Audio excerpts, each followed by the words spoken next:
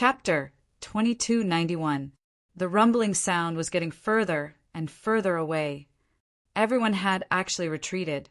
Xie Dan Qiong looked at everything that was happening in front of him. Looking at the people who surrounded him retreating like a tide, he was also dumbfounded. What the hell is going on? Could it be that... Xie Dan Qiong's heart suddenly started to beat wildly. Could it be that reinforcements had arrived? And it was a large-scale reinforcements. The number was so large that even Yu Yi had to consider it for fear of being attacked from both sides. However, this was Mo Yuntian.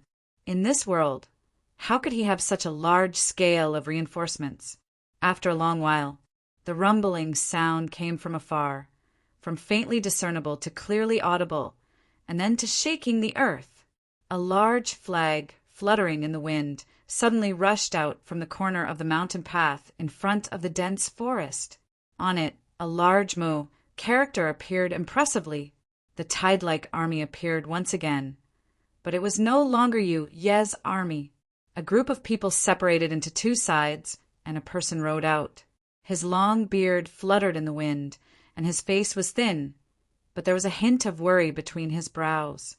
Mu Tsonglan. At the most crucial moment, Mu Tsonglan's army finally dared to come and meet up with Xie Dan Qiong. The most critical crisis had finally passed.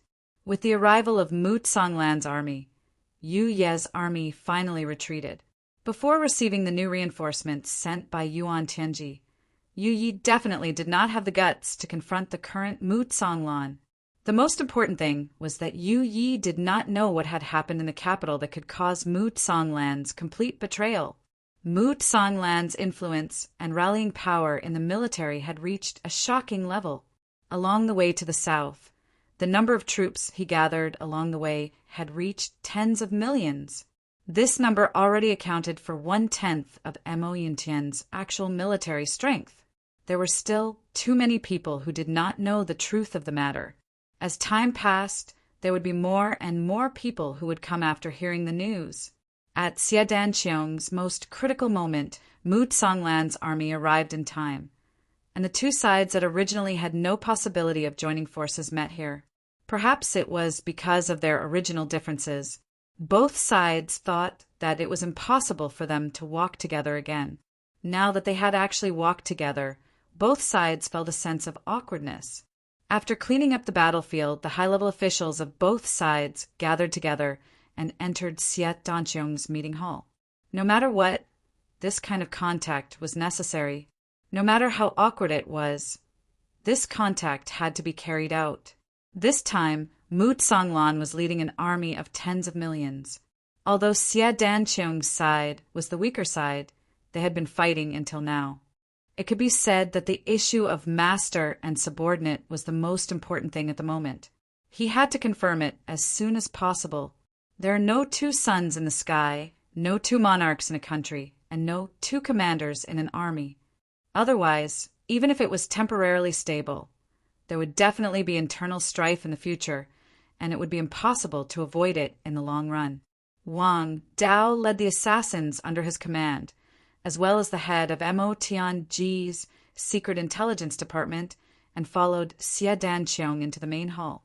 In my opinion, Commander Mu is a man of virtue and prestige. If we want to succeed, Commander Mu must take charge of the overall situation in person. What's more, if it wasn't for Marshal Mu's powerful arrival, I'm afraid that the Heavenly Armament Pavilion would have already ceased to exist. That's not true. Chief Xie led everyone to fight a bloody battle. After several hardships, the current situation was created. Commander Mu has just arrived and doesn't understand the situation. If he rashly led everyone, it would be difficult for him to convince everyone. I think that it's better for Chief Xie to take charge of the overall situation. That day, the Dream Slayer army wasn't Chief Xie's headquarters. Now, they're all sincerely convinced by Chief Xie. That's right. Chief Xie is the one who everyone wants. Sure enough, they only said a few words, but the subordinates of both sides were already in a mess because of this matter.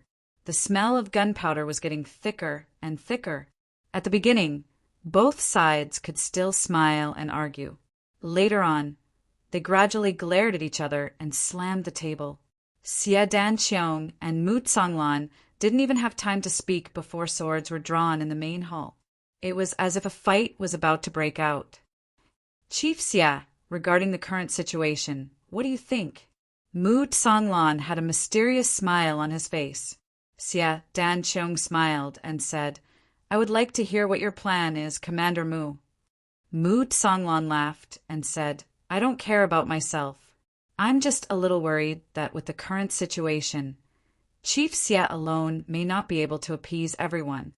Xie Danqiong's people from the Heavenly Armament Pavilion heard this and their hearts tightened. The meaning of Mu Songlan's words was very clear. He wanted to have the final say. They just didn't know what Chief Xie would say. If Chief Xie was the first to take a step back, then even if they were to break their heads, it would still be of no avail. It would be of no avail. Mu Songlan's people were shocked when they heard this. They looked at Xie Danqiong with shining eyes, waiting to see how he would respond. Xie Danqiong pursed his lips and smiled, saying, Why don't I know about this? Since when do we need to use face? We've always used our fists, haven't we? This sentence was full of hidden meaning. The meaning was also clear. Although you turned the situation around at the last moment, I will not easily give up my power. Although the two of them were opposing each other, they were both helpless in their hearts. Mu Songlan was a person of virtue and prestige, but Xie Danqiong was already established. If Mu Songlan hastily gave up his position, the tens of thousands of troops under his command would definitely not agree. We followed you because of you, Mu Tianlan, and not Xie Danqiong. If Xie Danqiong took a step back, his subordinates, who had been bathed in blood all the way until now, would inevitably be dissatisfied in their hearts, even if they didn't say anything. If a conflict arose between the two sides because of this, then it would be a big problem. Therefore, neither of them would take a step back. Marshal Mu, other than my boss, I, Xie, have never been inferior to anyone else in my entire life. Even if Chief Mu is here now, there is no exception. Xie Danqiong smiled gently, but the attitude expressed in his words was that he would not take a step back. He was not the only one here. Boss Chu's people and Mo Tianji's people were here too. He was here on behalf of Brother Tribulation, not just himself. Brother Jie never bowed his head. I can't lose the face of my brothers. Mu Songlan's expression changed instantly. He said slowly, with the reputation that I have accumulated for 1,000,000 years, the cultivation of a peak saint, and the experience of leading an army for 1,000,000 years, I really can't make Chief Xie take a step back. Xie Danqiong smiled. Yes, what Chief Mu said is an indisputable fact. However, Chief Mu, the first thing I want to refute is, although you have the cultivation of a peak high-level saint, and I am ashamed of my inferiority, I am also at the peak level of a beginner saint now.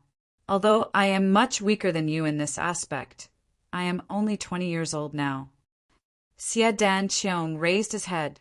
His eyes were like spring water, but they were aggressive. I, a nobody, cultivated from nothing to the peak level of a beginner saint. Even if you include the days when I was in my mother's womb, I have only cultivated for these 20 years. Chief Mu, how many days did you use to cultivate to your current level? What kind of strength did you have when you were 20 years old? Mu Songlan was instantly embarrassed and speechless. The people of the Heavenly Armament Pavilion behind Xie Danqiong almost burst out laughing. Xie Danqiong's words were really sharp. Of course, it was also very strange. Yes, you have a high position and power. Your cultivation is high. These are all true. However, you have spent millions of years to accumulate everything you have today. I, on the other hand, only used 20 years to have the foundation I have now. However, what cultivation did you have when you were my age? What foundation? I am indeed inferior in this aspect. I would like to hear 2 reasons. If there is one, there must be 2, right? Mu Songlan waved his hand to stop the restlessness behind him. Instead, he asked with interest. Secondly, although Commander Mu has a powerful army, but in the current situation, it is very sudden to make a mutiny. Although it is because of the heavenly demons and evil demons, it is not appropriate for Commander Mu to be the leader of the rebel army. It will be hard to avoid gossip. Xie Danqiong smiled and did not complete his sentence. Mu Songlan nodded and said, "This point is indeed correct. Although Yuan Tianji is a demonic evildoer, I have always been his subordinate for countless years. If I really become the leader of the uprising, people will definitely make a fuss about it. They will say that I rebelled because I wanted to take a step further for my own power. This is indeed something we must guard against. We must guard against it." The generals behind Mu Songlan were first stunned. Then they understood. Then they felt a wave of disappointment. That's right, this was indeed a big problem. It would definitely be the focus of public opinion. Guarding against gossip was more important than guarding against a river. That was impossible to guard against. When the time comes, once this public opinion was formed, Mu Songlan's appeal would definitely be destroyed. Thirdly, Commander Mu knows too many people in the heavenly courts. There are really many people who are familiar with Commander Mu's methods in the art of war and tactics. In this aspect, he is inevitably weak. No matter how scheming and far-sighted he has long formed a fixed pattern of thinking. It will be difficult for him to escape the calculations of someone with ulterior motives. Xie Danqiong smiled faintly. The fourth reason is that other than all the power I have now, I still have endless external help. However, this can only be said for you. Although you have millions of subordinates, it is already the limit. It is also a tree without roots, a limited source. The fifth reason is that the battle against the heavenly devil is a huge matter of the entire heavenly court. It is not a private matter of the heavenly court. Xie Danqiong smiled. Your previous thoughts of revenge are too narrow. The first reason is that I am young. The people of the heavenly court of Mayun have not experienced much of my methods. I can always win by surprise. Most importantly, I have a good reason. Chapter 2292. Among all these reasons, this marshal feels that the last personal reason is the most reasonable. Mu Songlan laughed and turned around. How is it? Do you all understand now? Everyone nodded, although they were still a little uncomfortable. After listening to Xie Danqiong's analysis of the pros and cons, even a fool could tell right from wrong. Although Xie Danqiong's last reason was very arrogant and unpleasant to the ears, it also proved that Xie Danqiong had this ambition. As for Mu Songlan, no matter what his background was, he had only been a subordinate for 1,000,000 years. To be honest, how could he have the ambition to go further? Moreover, the fact that Yuan Tianji was an extraterrestrial demon had already left a stain on Mu Songlan that would be difficult to remove for the rest of his life. That was to serve the extraterrestrial demon loyally for 1,000,000 years. What kind of shame and humiliation was this? If he didn't cleanse himself, how could Mu Songlan have the face to go further? That's it. Mu Songlan stood up and made the final decision. All the troops under my command will be merged into the Heavenly Armament Pavilion. Chief Xie will still be the chief. I, Mu Songlan, will shamelessly continue to be the Grand Marshal and lead the troops. However, all dispatches and orders must be obeyed by Chief Xie. Anyone who disobeys or tries to rebel will be executed immediately without mercy.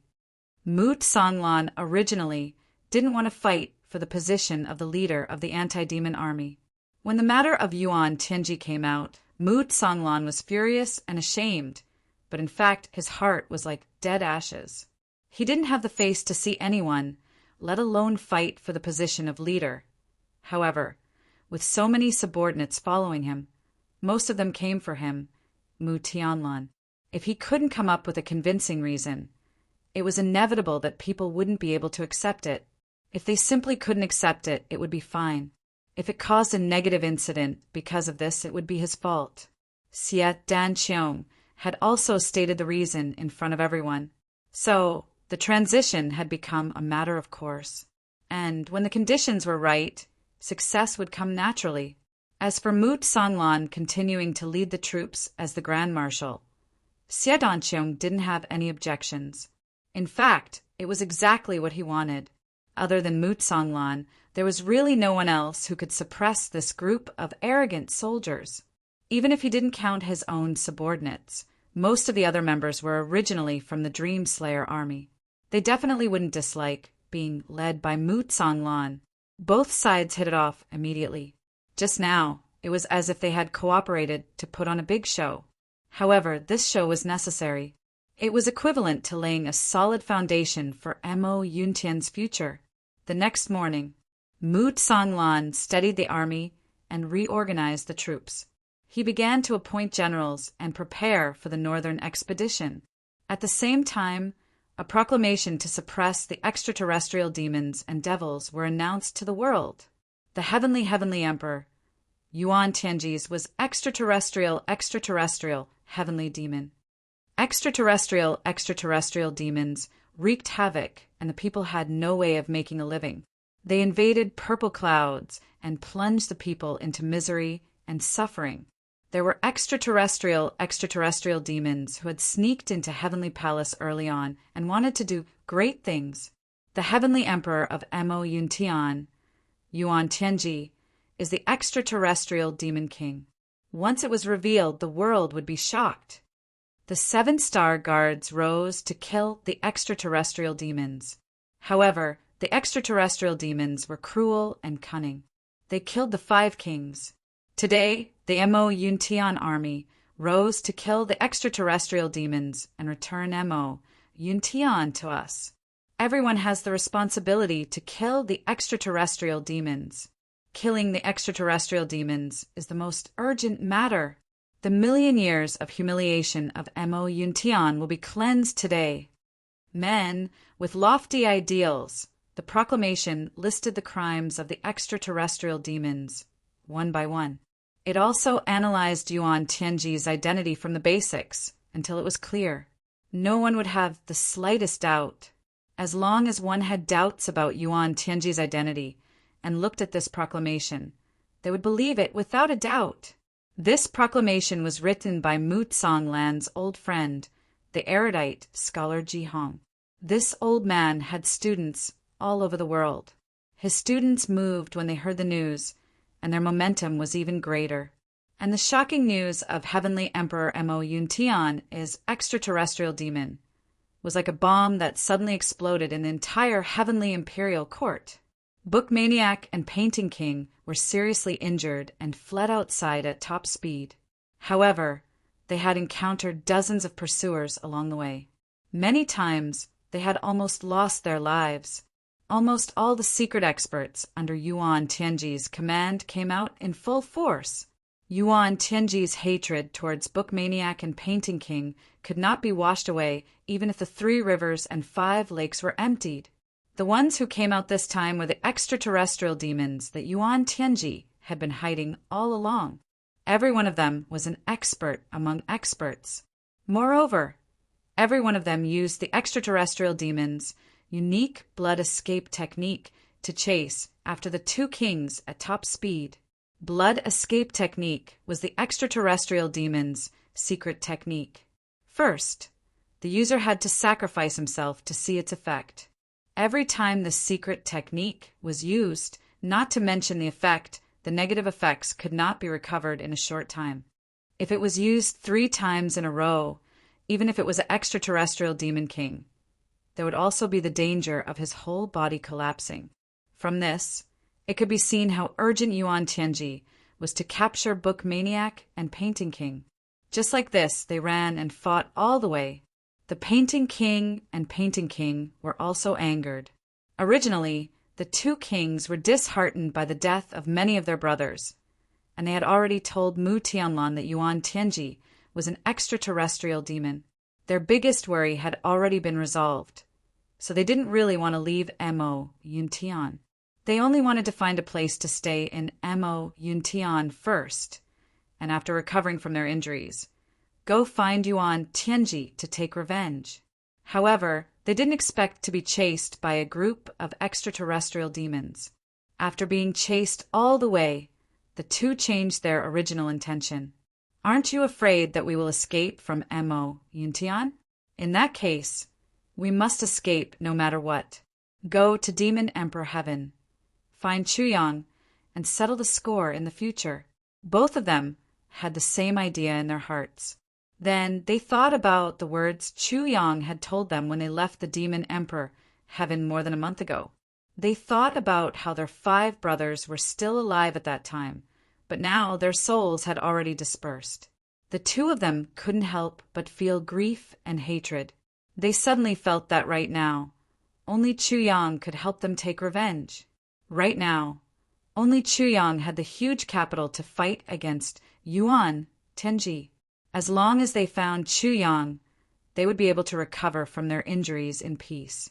The two of them first went to other heavens and earth, and contacted the 7 star guards of their respective heavenly emperors. Then they gathered their forces and came to fight against Yuan Tenji.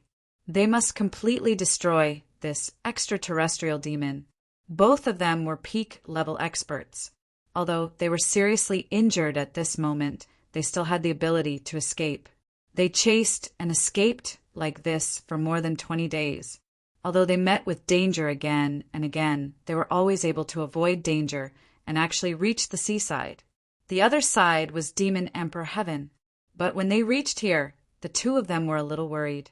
If they wanted to cross this sea when their cultivation was at its peak, it was naturally not a problem.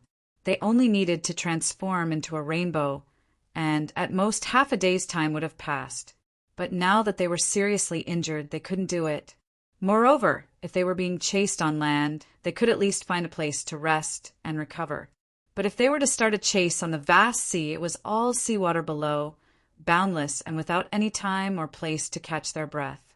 Once they entered the sea, even if the two of them had great abilities, they couldn't be compared to extraterrestrial demons, these monsters that were stronger in the water than on land. Then, wouldn't that be a dead end? But now that they were already here, if they didn't cross the sea, it meant that they couldn't reach Demon Emperor Heaven, and they couldn't see Chuyang. As time passed, once the extraterrestrial demons chasing them all joined together, they would still be annihilated here. The two of them thought over and over again, but still couldn't come up with a good idea. Looking at each other in a daze, the two of them had complicated looks in their eyes. Seeing their brother in such a sorry state, an exhausted state, both of them felt extremely uncomfortable in their hearts. The painting and calligraphy kings, these two had always paid attention to their own image. At any time, they were immortal-like and untainted. But now, being chaste until now, they hadn't washed their faces properly for more than 20 days, and hadn't even tidied up their hair once. It was a complete mess as far as the eye could see. Both of their hearts ached from the bottom of their hearts. Behind them, the familiar sharp sound of the air being torn apart sounded again. The experts of the extraterrestrial demons had already caught up. Fight! Cross the sea! The painting and calligraphy kings looked at each other and made the same decision at the same time. At the same time, the two of them made another decision in their hearts. If they were truly exhausted in the process of crossing the sea and were caught up by the enemy, they would rather sacrifice themselves to ensure that their brothers would be able to safely reach the Demon Emperor sky. Both of them were already mentally prepared for this. A shrill howl sounded, and 2 rainbows suddenly appeared. The painting and calligraphy kings disappeared at the same time. In the sky, 2 rainbows flashed and disappeared. Very good. They have finally embarked on this path. The path of no return that we have designed for them. The leader of the extraterrestrial demons had a face as black as charcoal, but his eyes emitted a strange blue light. Everyone listened to my orders. Pursue them at full speed. We must kill these 2 bastards and report back to His Majesty, the Heavenly Demon King. Yes, in the sky above the sea, an unprecedented pursuit was unfolding. The 2 rainbows in front were fleeing desperately, and there were more than 10 streams of black gas chasing after them desperately. The distance between them was getting closer and closer. Seeing that they hadn't even crossed half of the sea, the painting and calligraphy kings felt despair in their hearts. Could it be that we are really going to be killed here? But we still have so many grievances and that deep hatred and the hopes of our 5 brothers. How can we die now? How can we die? Both of them were roaring in their hearts, and they used almost all their strength to dash forward. However, the 2 rainbows that they had transformed into were already showing signs of disarray. Chapter 2293. The strength of those palms was not strong, but the meaning of humiliation was too obvious. The strange laughter did not come from the back. Second brother, these 2 guys claimed to be the top experts of the Heaven Imperial Court. Why do they look like sick seedlings? They don't live up to their reputation. That's right, that's right. They look like they could be blown down by a strong wind. It's so embarrassing. Sigh, I have no appetite. I was looking forward to it, but now I don't even have the mood to eat them. Are these 2 sick? They might have a stomachache if they eat them. The 2 of them were fuming with anger. If you weren't seriously injured by Yuan Tinjia before, would you be able to be so arrogant in front of me with just a few pieces of trash like you? But there was nothing they could do now. A dragon in shallow water would be teased by shrimps, and a tiger on the plains would be bullied by dogs. The enemies had caught up with them. There was no hope of escaping. There was no point in holding on. The 2 of them made up their minds and suddenly turned around. Even if they were going to die, they would drag a few more people down with them. The awe-inspiring demeanor of the 2 at this moment startled the 15 heavenly demons behind them. Then they cried out in anger out of humiliation. You're at death's door, and you still dare to play tricks like this? Kill them. Kill them. How dare they go against us? They don't know what's good for them. Speaking of which, I haven't tasted the meat of a Sage Peak expert. This time, I'm going to have a taste. Even if I have a stomachache, I can't care so much. The 2 of them looked as cold as ice. They tried their best to raise their remaining cultivation, and even had the thought of self-detonating. If their corpses were to be eaten by these heavenly demons and evildoers after they died, that would be the ultimate humiliation. What do you want to eat? Is it delicious? At this critical moment, a curious voice came out. Before this, no one had noticed that there was another person hiding in the sky above the sea. The moment they heard this voice, everyone jumped in fright. Although the 2 kings of calligraphy and painting were shocked, they were more indifferent. This was because the situation had already reached a point where it could not get any worse. Even if another heavenly demon appeared, it would not be able to make the situation worse for them. So what else did it matter? However, as a person in a desperate situation, he was unwilling to let go of even the slightest bit of hope. After all, that person's voice and tone were clearly not on the same side as the heavenly demons. Since he was not the friend of the enemy, he could be the enemy of the enemy. In other words, he could also be the friend of the enemy who could turn his dangerous situation around. When the heavenly demon heard that person's reply, it became even more furious. The group of sky devils knew that other than them, there were no other companions chasing after them. Therefore, this guy who came in and talked without any reason must be a local of Heaven Imperial City. Since he was a native of Heaven Imperial City, he was destined to be an enemy. He might even be a troublesome character who could affect the outcome of this mission. How could their complacent state of mind not be angry and dejected? Who the hell is playing tricks over there? Come out if you have the guts. Who do you think you are to hide your head and show your tail? The leading heavenly demon shouted. The invisible intruder suddenly said in surprise, You guys are really weird. Why are you hiding a pair of wings? No. Why are there no feathers at all? If there are no feathers, what are they called? It's the first time for me to see guys like you.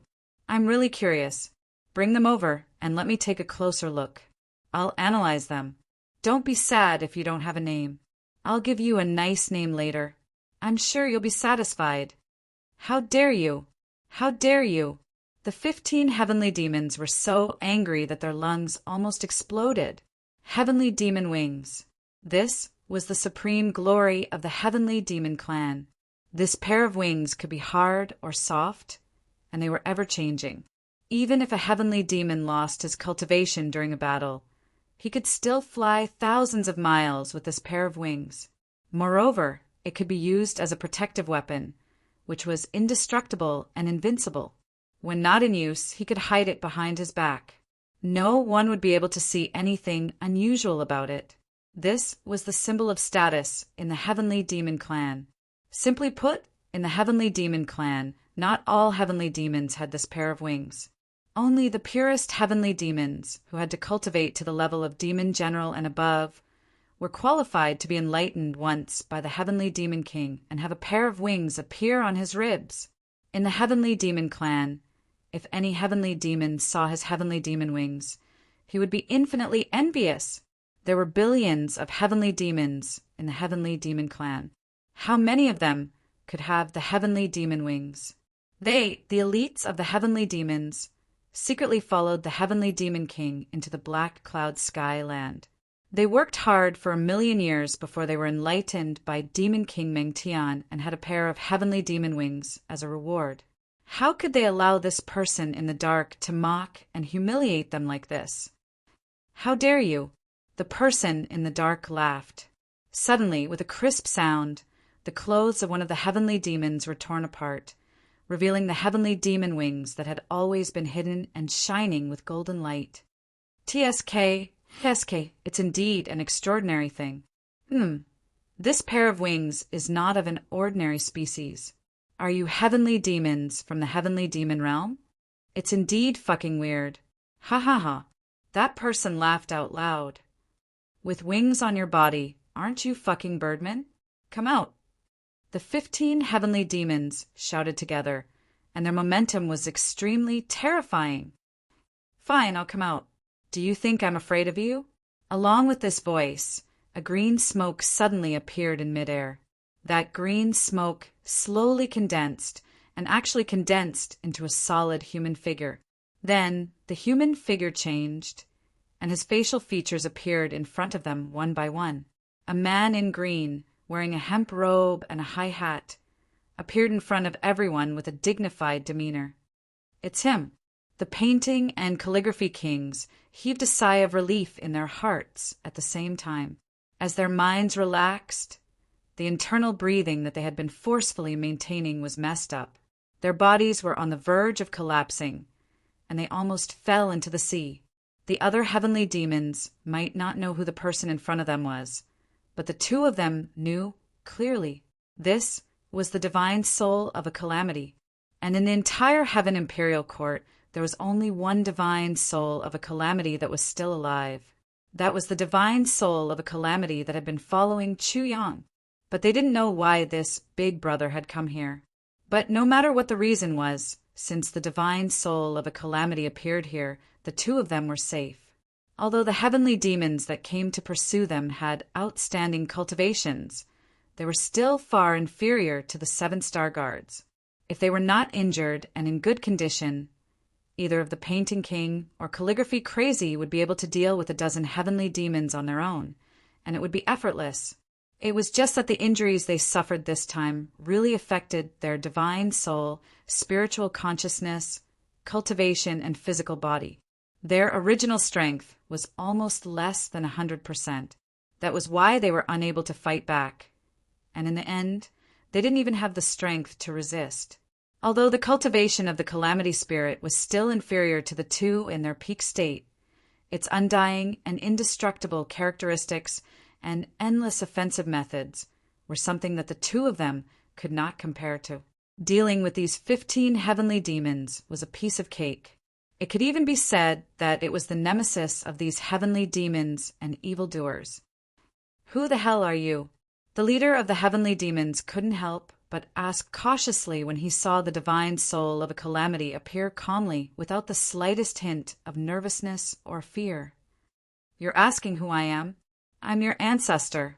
The green-robed figure was naturally the divine soul of a calamity. He laughed and said, "My name is the Emperor." "How dare you? Impudent! You're courting death." Kill him!" With angry curses, all the heavenly demons attacked together, almost going crazy. The heavenly demon clan's most supreme ruler now was none other than His Majesty the Emperor. And this guy in front of them was clearly doing it on purpose. Any heavenly demon clan member would not be able to bear this if they heard it. Good timing!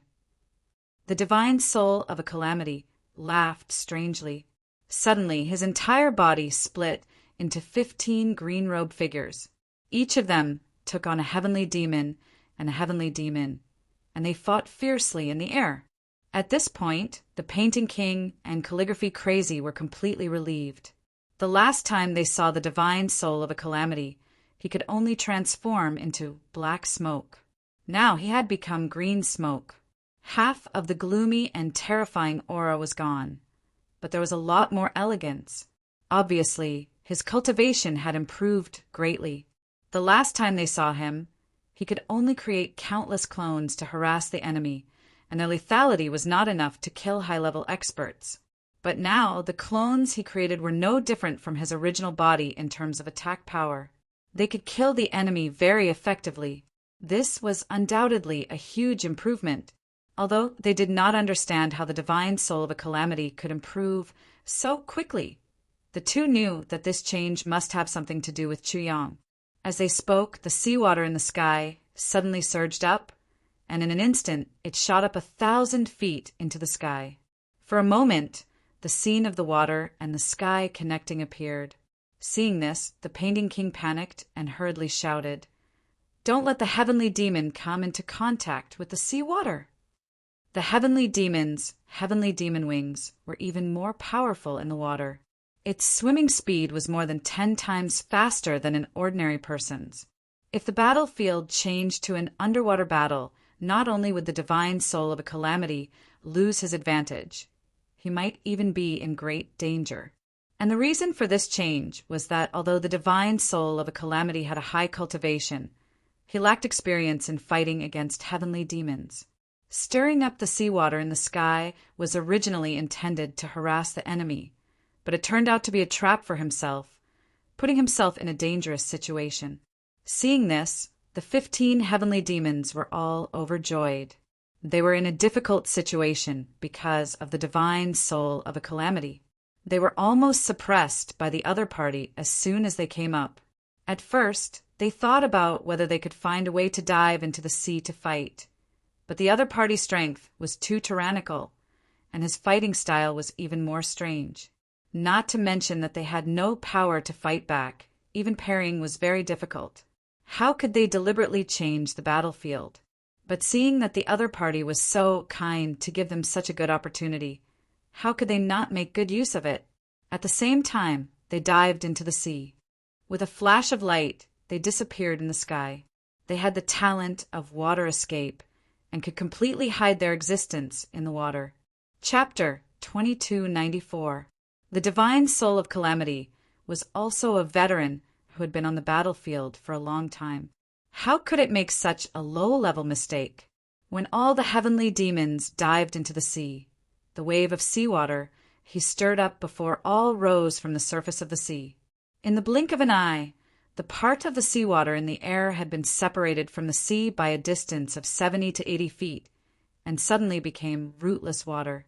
The next moment, the divine soul of calamity spun rapidly, and a burst of extremely cold air surged out. The seawater in the air instantly turned into a large piece of crystal-like, extremely cold ice. The large piece of ice was still spinning in the air, emitting thousands of magnificent and gorgeous rays of light under the sunlight. However, at this moment, it was as if there was nothing inside at all. The divine soul of calamity didn't take it seriously. He laughed and further urged his cultivation to continue freezing. Slowly, the huge ice block turned into a huge column of black ice. At this time, the heavenly demons who were wrapped in it didn't dare to move rashly. If they moved, they would inevitably leave traces and become live targets at any time. Anyway, we have the special ability to hide in the water, as long as we don't reveal any flaws. What's the point of you freezing us? With our cultivation, will we be frozen to death by you? Crazy Book and Crazy Man were also a little confused by the divine soul of Calamity's approach. Your approach does trap the enemy. The effect is obvious, but the real effect is not good. There is no way to deal with the enemy. It is difficult to cause any fundamental damage. Also, that is an ice column of seawater that weighs hundreds of thousands of pounds. Can you keep holding it like this? But the next change made the two of them widen their eyes immediately. They admired it from the bottom of their hearts. They admired it from head to toe. It was simply admiring it. They saw the divine soul of Calamity suddenly spit out a blazing white flame from its mouth without warning. That was the unique flame of the divine soul of Calamity. It also had a name, Heart-Burning Fire. The white flame flashed under the ice. The top continued to freeze with the power of extreme cold, but the bottom was gradually burned by this strange flame that could burn anything. Although it was a large piece of ice, it gradually evaporated from the bottom at a speed visible to the naked eye. It turned into a cloud of mist that rose to the sky. In the process of melting the ice, not even a drop of water dripped down. Is this the conflagrated knowledge? See? Crazy Book and the other two were naturally knowledgeable people. They asked in surprise at the same time. That's right. The divine soul's smile contained undisguised pride. As long as one had the cultivation of a sage, one could use the conflagration of divine knowledge. Even a primary sage could use it. This was originally a move exclusive to sages. However, not everyone could continuously burn their divine knowledge for such a long period of time. Take the two kings of calligraphy and painting as an example. Even in their strongest state, they could not do it. The two kings of calligraphy and painting judged that to continuously burn one's conflagrated divine sense for such a long period of time, let alone them, even Jun Iho might not be able to do it. But the divine soul of the Calamity had done it, and it even had the strength to do it so easily. Actually, to put it bluntly, Xiansu wasn't necessarily that frightening, because the divine soul of the Calamity was a body of divine sense. It could be said that as long as he wanted, this method of continuously burning his conflagrated knowledge, could be used endlessly. And this kind of flame was the biggest natural nemesis against the extraterrestrial demons. Ever since the two of you left the demon emperor heaven for 10 days, the little ancestor sent me to the sea to wait for you at any time. The little ancestor solemnly told me, unless the two of you don't come back, if you do, you will definitely be heavily injured. One life is more than 10 halts. So I came. I've been waiting here all this time, and I've really waited until the two of you were seriously injured. What does it mean to have godlike foresight? This divine soul has broadened my horizons again today. Crazy Book and the other two looked surprised. The little ancestor mentioned by the divine soul of the Calamity was, of course, Chuyang. What Chuyang said was indeed right. Moreover, this preparation was really thorough. Everything had been accounted for. If it weren't for the divine soul of the Calamity waiting here, the two of them would have either exploded or become a delicious meal in the stomach of the extraterrestrial demons. Originally, I didn't want to come, but the little ancestor told me that the death energy absorbed by the sea this time may not be less than that absorbed by Luohua City. And it's all the death energy of living creatures. Also, the water is very different from the land. Maybe I will have a new discovery. After I came, I realized that the sea is simply my blessed land. The little ancestor is really prescient. The divine soul of the Calamity spoke with undisguised admiration for Chuyang. There was even a kind of indescribable flattery. This kind of flattery made Crazy Book and the other two roll their eyes. But at this time and place, they really couldn't say anything about it. For hundreds of millions of years, I don't know how many fish and shrimps have died in the sea, and the sea can't hold the death energy. All the resentment energy is floating in the air. It's really a feast for me. I can't finish it no matter how much I eat. The divine soul of the Calamity laughed, and it also made me understand the principle that water and fire have the same origin. Well, this time, turning water into ice and turning my palm into fire is the greatest achievement of this trip. Listening to the little ancestor's words is really better than reading books for 10,000 years. My left hand is yin and my right hand is yang. It's just right to use these demon babies to test my new cultivation method. The divine soul of the calamity laughed loudly. 2/3 of the huge ice pillar in the air had burned and evaporated, but the remaining 1/3 was frozen even more firmly by the extremely cold energy of the divine soul of the calamity. At this time, more than a dozen black shadows could be faintly seen rolling and squirming inside.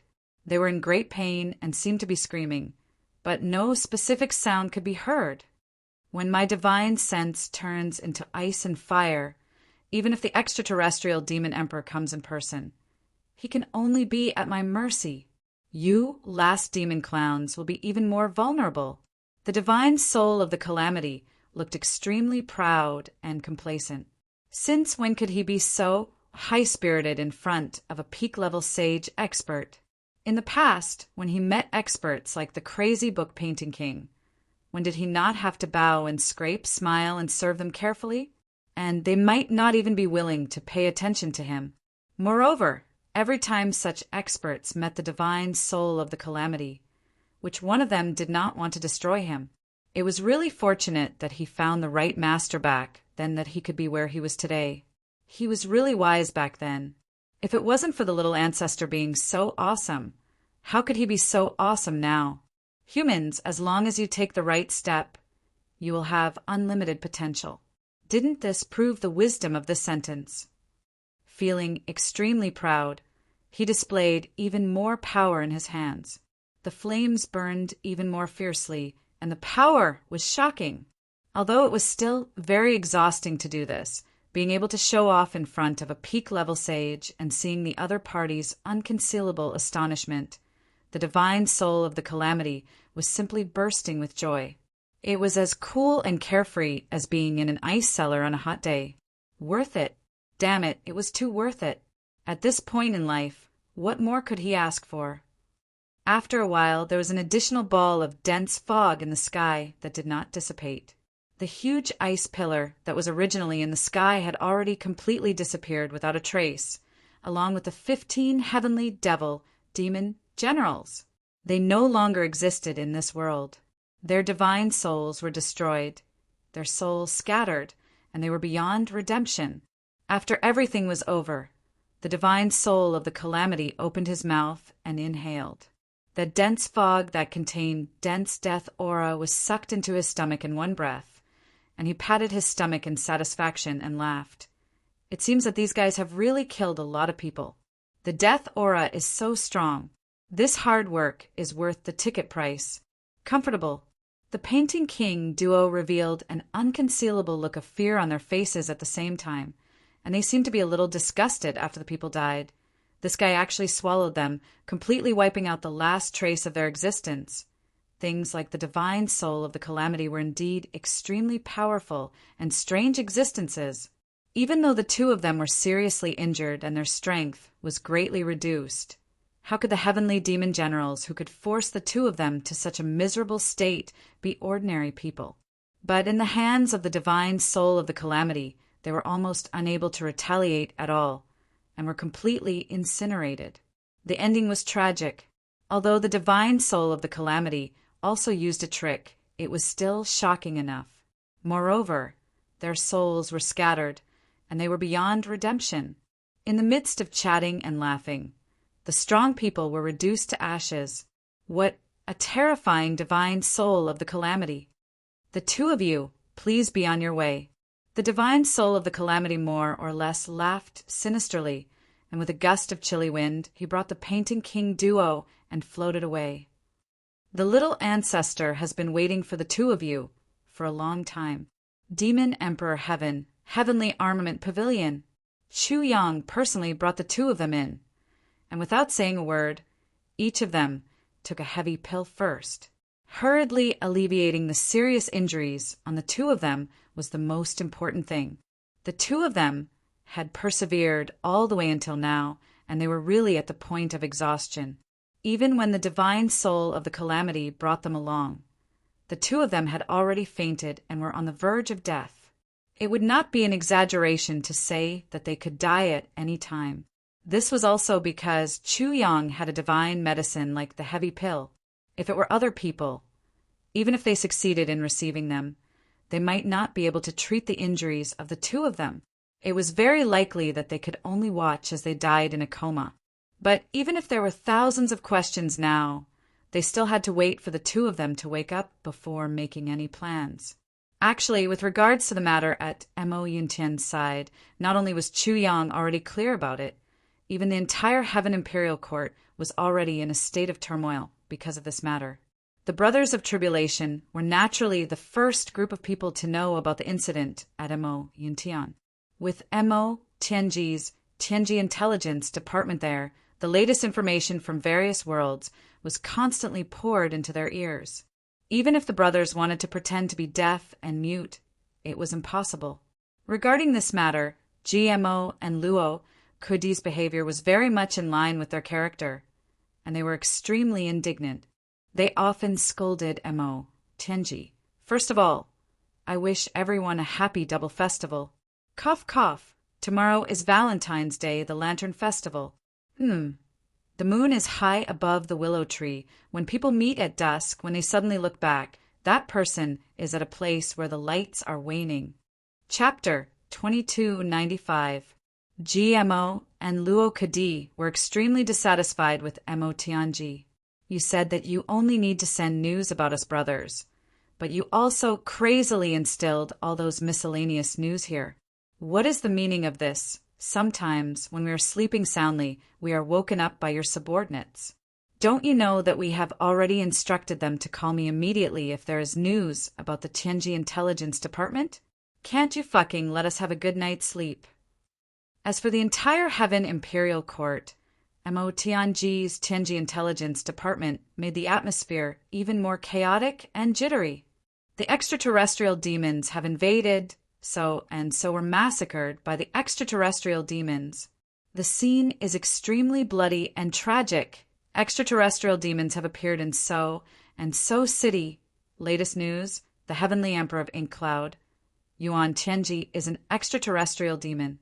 The news has been confirmed. According to the witnesses at the scene, latest news, the 7 great guards of Ink Cloud Sky have discovered the truth that Yuan Tianji is an extraterrestrial demon. They have all rebelled. Latest news, the #1 general of Ink Cloud Sky, Mu Tsonglan, has learned of the truth and rebelled. The demon-slaying mission is on a grand scale. Latest news. Of course, all the latest news was extremely expensive. If not, how could the authenticity of the information be reflected? But at this time, who cared about the price? As long as they heard it, they would buy the latest news to understand the specific situation. One had to admit that Mo Tianji's wealth from this war was great. Gu Duxing could not stand this the most. He had specially sent a letter to Mo Tianji. Can't you just give this kind of information for free? Why do you have to think about money? This is already a critical moment for the survival of the Heaven Imperial Court. Don't you feel embarrassed to make such a fortune? Don't you feel embarrassed? Mo Tianji specially explained this to Gu Duxing, leaving him speechless. Can free information be valued? So cheap things are not good. Who cares about free information? Only when it was important information that they were asked to buy and had to spend a lot of money to buy would they read it word by word. Good stuff was never cheap. They were afraid that they would waste their money. You, old second Gu, don't know anything about these things. What the hell are you blabbering about? Mo Tianji was not stingy and sent this rebuttal to everyone at the same time. There was only one person who was extremely depressed, while the other 8 people were laughing out loud in schadenfreude. At the same time, the upper echelons of the various worlds were also paying close attention to Mo Yuntian's movements. There were even many Heaven and Earth Imperial Emperors who had sent their most capable subordinates to secretly rush to Mo Yuntian to confirm whether the news was true or not. After all, the news that a celestial emperor was actually the incarnation of a heavenly demon was simply too shocking and unimaginable. After waking up the bookworm and the painting king and confirming that the news was true, Chu Yang immediately sent a message to Mo Tianji. Tell the brothers that everyone seems to have been idle for so long. It's time to get to work. Let's set off separately. We'll only bring our elites. When the time comes, Mo Yuntian will gather. Heavenly Imperial Court, Tribulation Reunion. Chu Yang's eyes were shining brightly as he said this. This kind of excitement that came from the depths of his soul was a kind of heartfelt excitement. Finally, this day had arrived. Brothers, how are you doing? Who's higher and who's lower will be rearranged when the time comes. The position of Big Boss can also be competed for as long as you have the strength. As the current Big Boss, who's at the peak of the Saint level and is about to break through to the high-level Saint level, Big Boss Chu Yang welcomes the challenge. This message was sent out by Mo Tianji at the fastest speed possible. Instantly, it caused the brothers to wail. Big Boss, you can't be so cruel, right? You're already at the high-level Saint level. What's there to compete with you for? Aren't you just blatantly showing off? This is a blow. Of course, the reactions of the brothers were different. The moment he received this news, Gu Duxing immediately made arrangements for the various matters of the Heavenly Armament Pavilion under his command. Then he set off alone. All of you stay here and cultivate well. Continue to recruit and expand your strength. When I return, I'll lead all of you to the purple cloud heavens, slaughter the heavenly demon, and achieve immortality. Gu Duxing said with soaring sword intent. Then he turned into a dazzling sword light along with his sword, disappearing from everyone's sight like a bolt of lightning. With regards to their big boss leaving so quickly, the subordinates were all a little confused. Our big boss, Gu, always had a cold face. It seemed that he had never been as excited as he was today. What was going on this time? Could it be that he cultivated too much and went crazy? But when they heard his last sentence, everyone also felt a kind of boiling blood from the bottom of their hearts. That was an undisguised, surging battle intent that surged to the heavens. Ever since joining the Heavenly Armament Pavilion, Big Boss Gu had been constantly promoting a very inspiring and popular slogan. Today's tough training, tomorrow's slaughter of the heavenly demons. Under the influence of what they saw and heard, everyone in the Heavenly Armament Pavilion had already made slaughtering the heavenly demons their lifelong goal. And now, is this day finally coming? Maybe tomorrow, maybe the day after tomorrow. In any case, not long after, we will step onto the battlefield and slaughter the heavenly demons. Our achievements will be endless, and our glory will shine for eternity. Gu Duxing ran at full speed all the way, but his heart was inexplicably burning. Finally, it's time to reunite with the brothers in the Heaven Imperial Court. Yesterday's vow is still ringing in your ears. Brother, do you still remember? The cold wind blew on his face, and it was like the cutting of a knife. Traces of pain continued for a long time, but Gu Duxing did not seem to feel it at all. He just turned into a fast sword light, and in a flash he had already disappeared beyond the clouds, leaving no trace behind. On the other side, Mo Tianji was still slowly and methodically dealing with all the matters at hand. After arranging everything once, he gave a strict order. During the time that I'm not here, the Heavenly Secrets Intelligence Department is not to be the least bit negligent. All the intelligence as usual. Everyone do your job. Whoever is negligent will be severely punished. After confirming that there were no mistakes, he then picked out 7 or 8 trusted subordinates and put away the Heavenly Secret's hand. Then, with a command, a flying boat was set out. Mo Tianji's clothes fluttered as he boarded the flying boat, and it flew all the way to Mo Yuntian at lightning speed. Yes, this flying boat was bought by Mo Tianji after he earned money from selling intelligence. For the current Mo Tianji, it was too easy for him to obtain a flying boat that was extremely expensive in the eyes of others. It was simply too easy for him. It's just a flying boat. How much money does it cost? When Mo Tian-ji bought the flying boat, he said so. He almost made the official who sold the flying boat fall out with him. I know you're rich, but it's not right to be so hesitant compared to Guduxing. Mo Tianji's method was undoubtedly comfortable to the extreme. Furthermore, the speed was definitely not slow. It was just that Mo Tianji's heart was also burning with passion. His face, which had always been calm and unperturbed like an ancient well, was now flushed with excitement. Finally, everyone was going to be together again. He sat upright in the flying boat, as steady as a mountain. However, his trusted subordinates could clearly see that their boss was very excited, because Mo Tianji's current situation was really too different from his usual self. In the past, there had never been anything that could move Mo Tianji in the slightest. His face was flushed with excitement or flushed with anger. Those were definitely things that would never happen. Mo Tianji had always been calm and elegant. No matter what, no matter how serious it was all normal in his eyes. Nothing was important and could not shake his calm heart. His calm and confident expression seemed to last forever.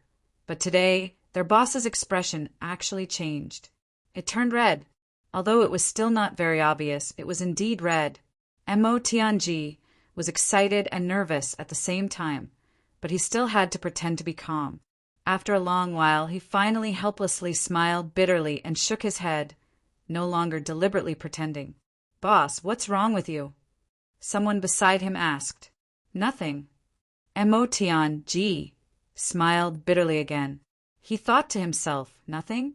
Of course not." At this moment, Mo Tianji was a little shocked, a little scared, and a little panicked. Previously, he had indeed gone overboard with his pranks. He had chased and killed Gudu Xing, Dong Wushang, Mo Lei Er, Ao Xian, Rue Butong, GMO, and Luo Kadi. These guys have been hunted down by me for a long time. Now that I've met them, it's very likely that I'll have to suffer a lot. Those guys have never been merciful. Now that I've got the chance to take revenge, they'll definitely take revenge on me. It was very likely that he would have to face a brutal group beating. As he thought about it, Mo Tianji smiled bitterly again. Faintly, he actually had some expectations in his heart. As long as the brothers could be together, it seemed that even if they had to suffer a lot, it would not be unacceptable when you come out to make a living. You'll pay for what you have to pay, Mo Tianji smiled bitterly and happily. I, the master of calculation and manipulation, Mo Tianji, knew that there was a trap in front of me, but I still couldn't wait to jump into it. All the subordinates were confused as they watched their leader rush out without any grace. They still could not figure out what had happened for a long time. Their leader was usually very unruly, but it seemed that he was even crazier today. What had happened? After rushing out for dozens of miles, Luo Kadi realized that he had made a big mistake. As the leader, he had suddenly left without a word. It seemed that he did not even say goodbye. He had not arranged anything. This was too unreasonable. Tomorrow is the birthday of like ice and raging fire, and dancing with the wind.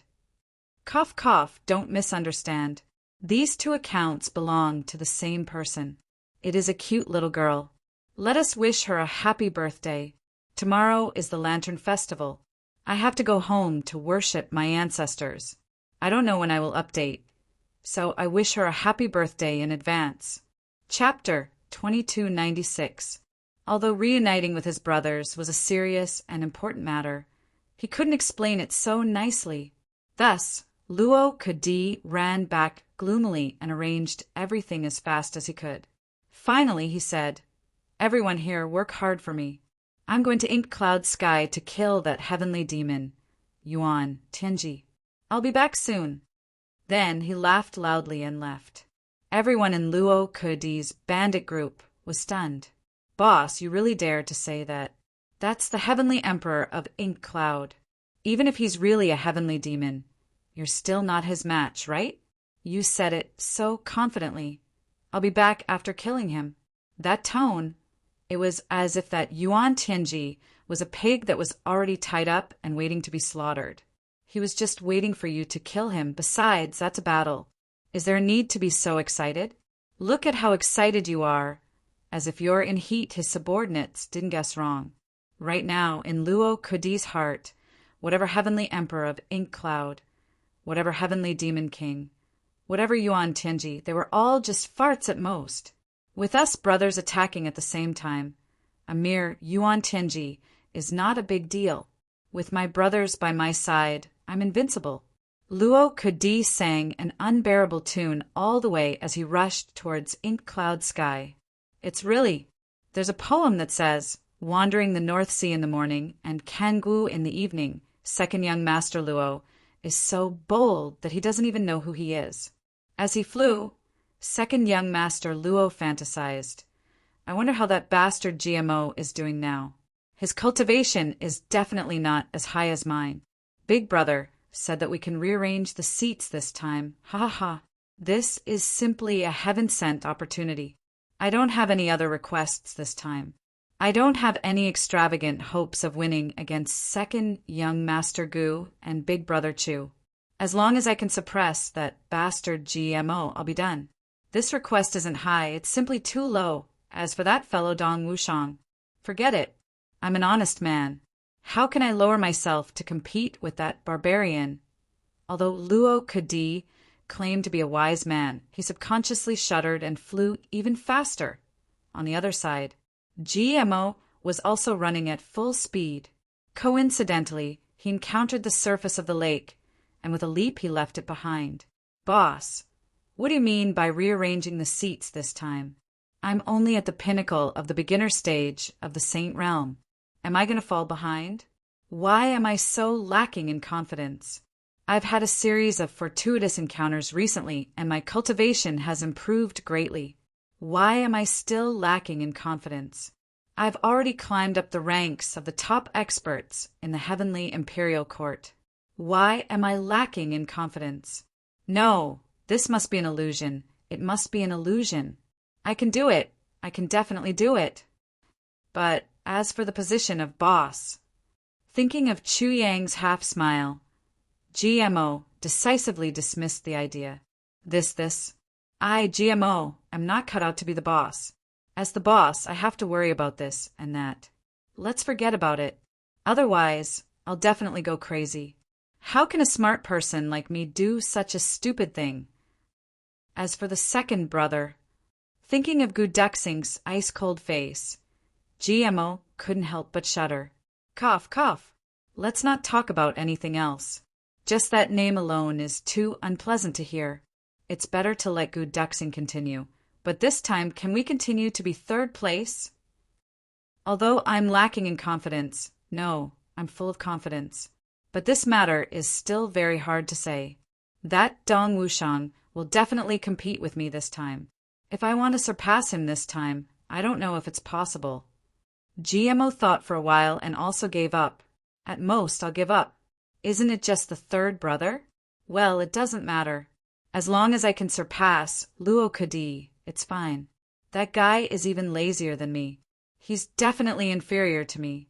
I still have this bit of confidence. Dog Ant.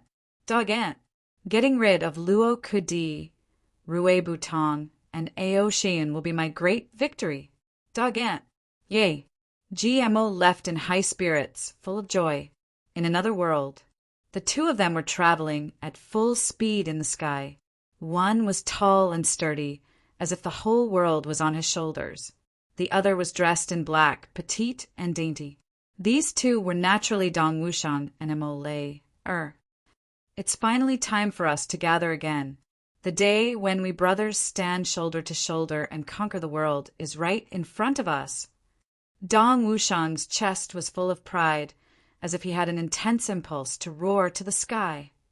This time, I wonder how your brothers have progressed. I wonder how they compare to you. Mo Lei. I pursed her lips and smiled. In Mo Lei's heart, during this period of time, the couple's cultivation had broken through the death barrier one after another. It was almost as if they were leaps and bounds, rapidly every day. In terms of cultivation, Chu Yang and the others should have long been left behind by Dong Wushang. Her husband was probably already the strongest among the brothers at this gathering. He was unrivaled. As Dong Wushang's wife, Mo Lei, was naturally proud of her husband and was full of confidence. That's not necessarily true.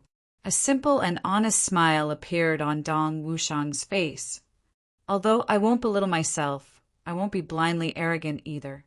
According to my estimation, Chu Yang's current cultivation is still above mine, perhaps even much higher. As for Gu Duxing, he's almost on par with me. The two of us have always been like this, and this time will be no exception. As for the others, I don't know how much Rue Budong's Phoenix bloodline and Ao Xiun's Golden Dragon bloodline have awakened. Against their superhuman physiques, it's really hard to say whether they'll win. Of course, GMO and Luo Kadi are definitely not as good as me. Dong Wushang chuckled, his tone certain. That was happiness and confidence from the bottom of his heart. This time, I must beat that little GMO to the ground, step on his monkey head, and ascend to the position of third brother. Dong Wushang felt very aggrieved and indignant when he talked about this matter. That guy was just a lucky bastard back then. He actually broke through half a day earlier than me. That's how he got to the position of third brother. He's made me uncomfortable for so many years.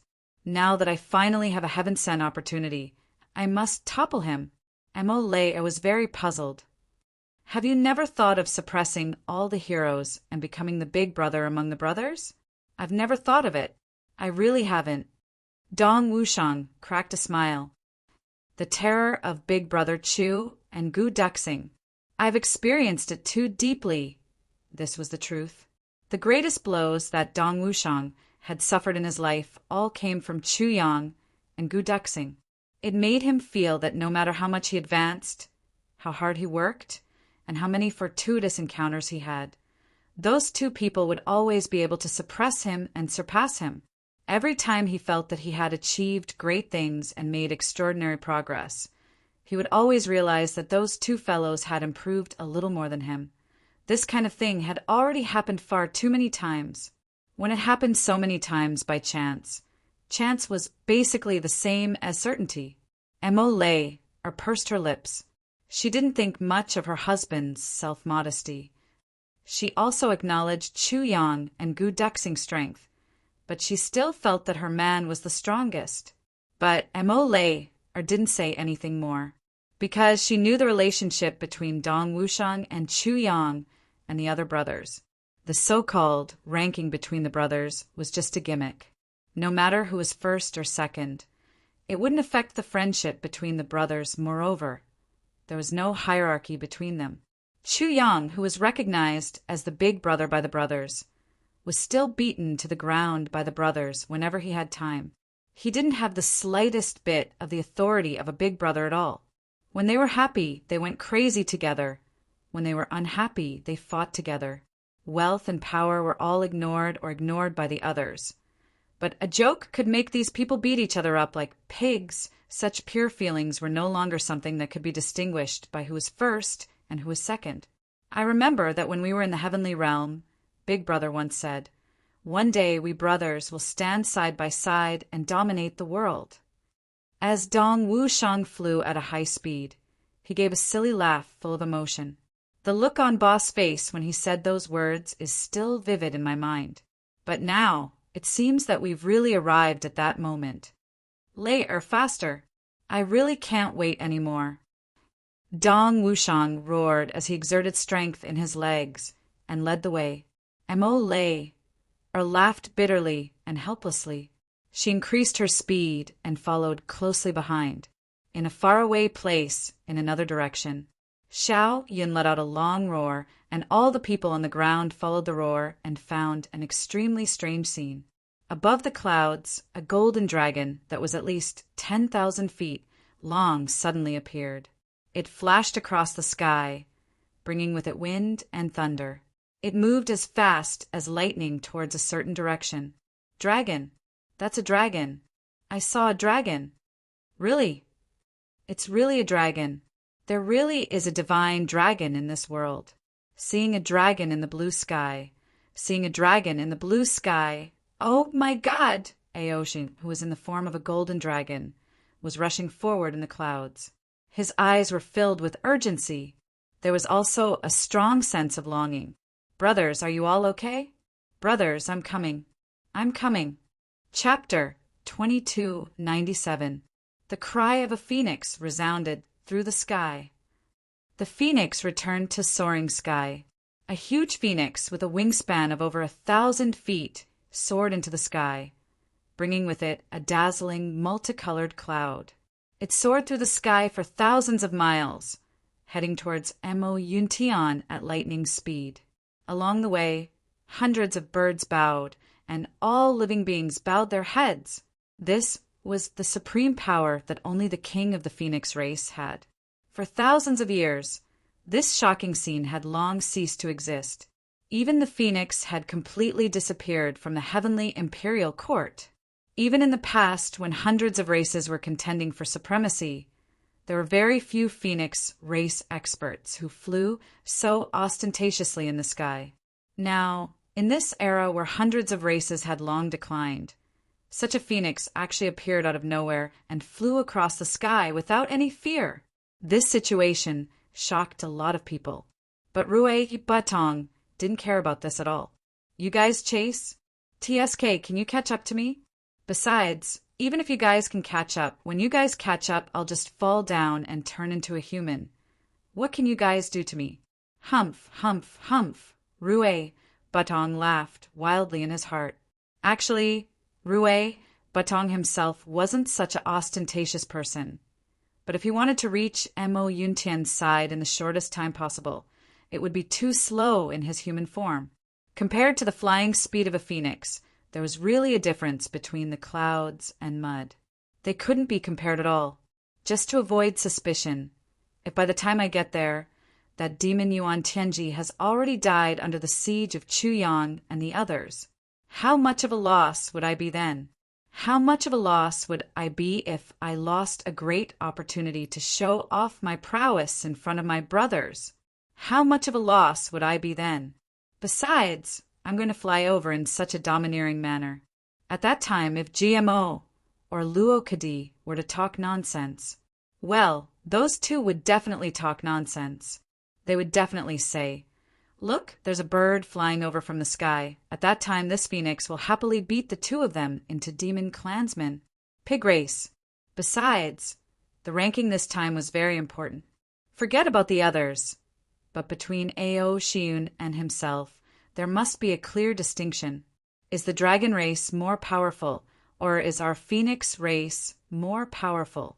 Let's see who wins and who loses. As long as I can maintain my position as the third brother, then my position will be stable. In the future, I'll be in a really good mood.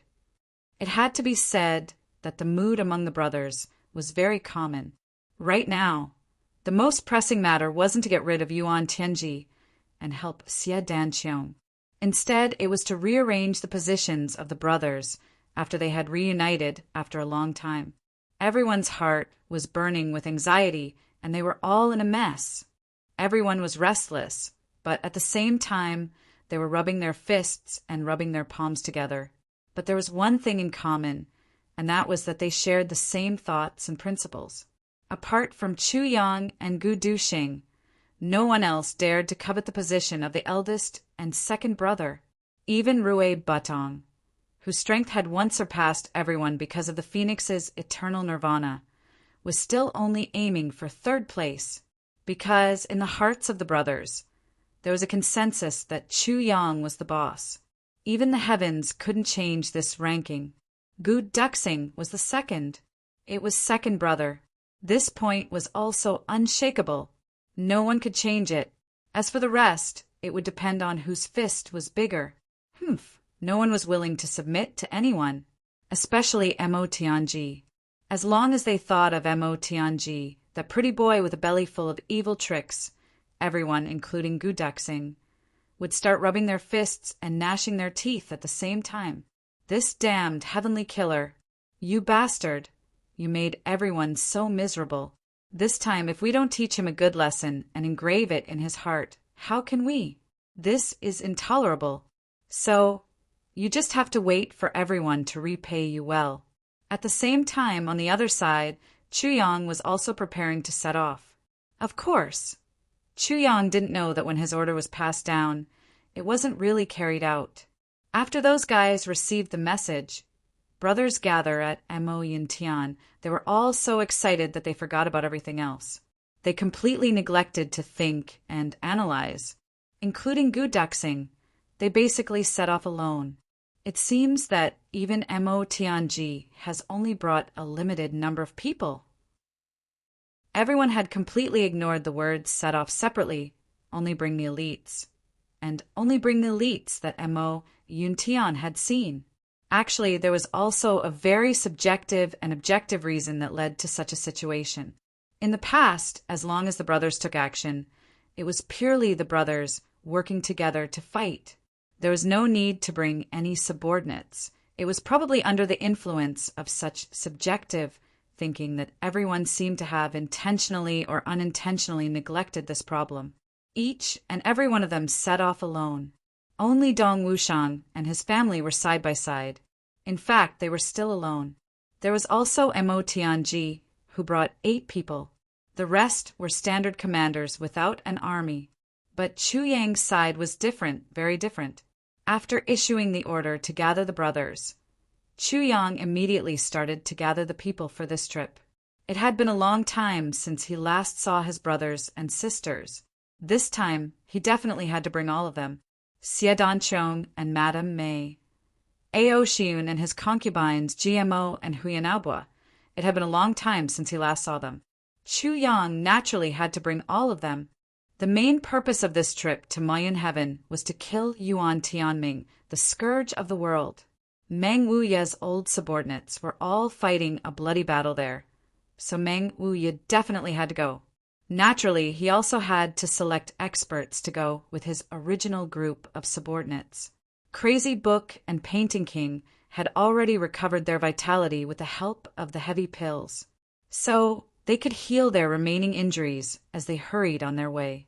So it was entirely possible for them to recover as long as Chuyang was here. So how could they not bring along such a super expert? Moreover, the two of them had a blood feud with each other. How could they not take revenge with their own hands? There was also Chu Lu. She had improved a lot now, especially in the art of poison. How could she not set off? Tan Tan was a combat-type talent who would boil with excitement at the mention of war. How could they abandon him? Xie Danfeng had always followed Tan Tan, and she had not seen her brother Xie Danqiong for a long time. Naturally, she had to follow too. Mo Qingguo would never abandon him. She had always followed Chuyang wherever he went. She herself was also one of the tribulations. She had to go even if he did not want her to. Zi Xieching's cultivation was outstanding. Now that she had improved further, she had already crossed the threshold of the saint level. She was practically the strongest expert on Chuyang's side. How could she be left out of such a big battle? There was another most important factor. This trip to assist Xie Danqiong would definitely be a tough battle of life and death. How could there be fewer experts? Therefore, Chuyang had really gathered a large group of people on his side. How could Yao Ningning, this guy who only wanted to see the world in chaos, miss out on such a battle of the century? He insisted on following along to see the world. The experts of Demon Emperor Heaven were worried and followed along.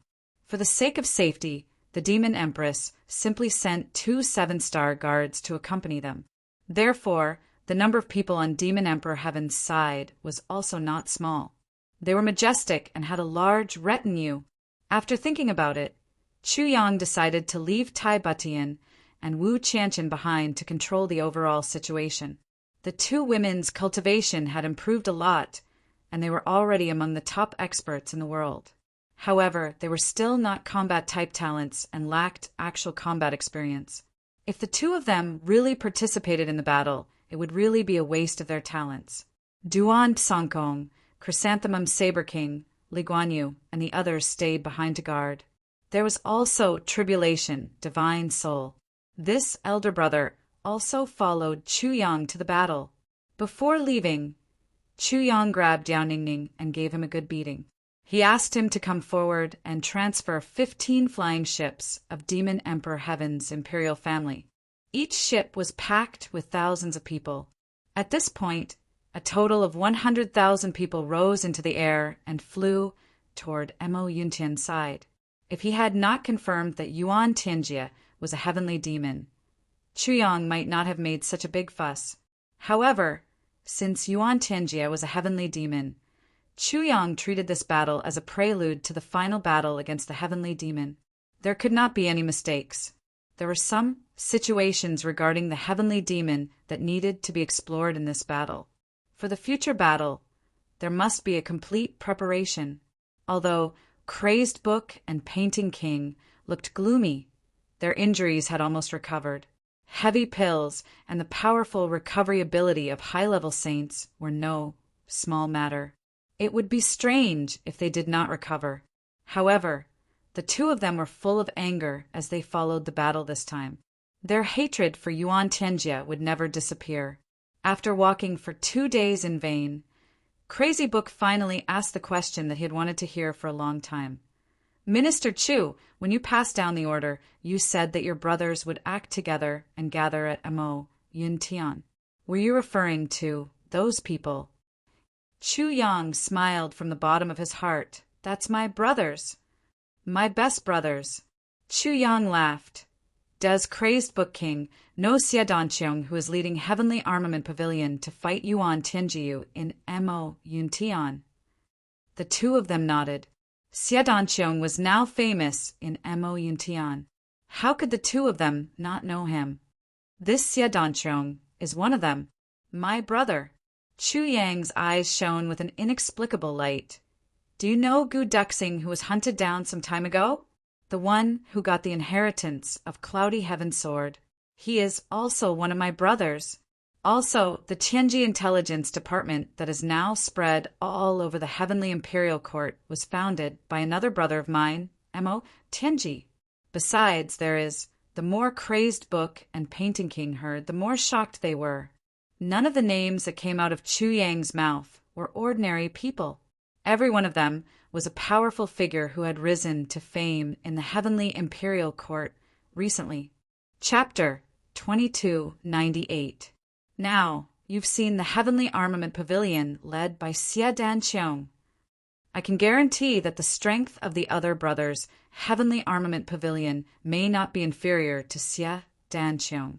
Perhaps they may even be superior. Crazed Book and Painting King were even more shocked when they heard this.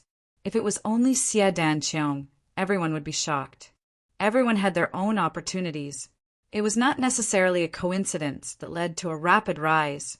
However, if everyone was like this, then it definitely couldn't be a coincidence. What kind of terrifying strength did they have? When all the Heavenly Armament Pavilions under their command were combined into one, this force would not be inferior to any of the heavenly palaces in the Heaven Imperial Court.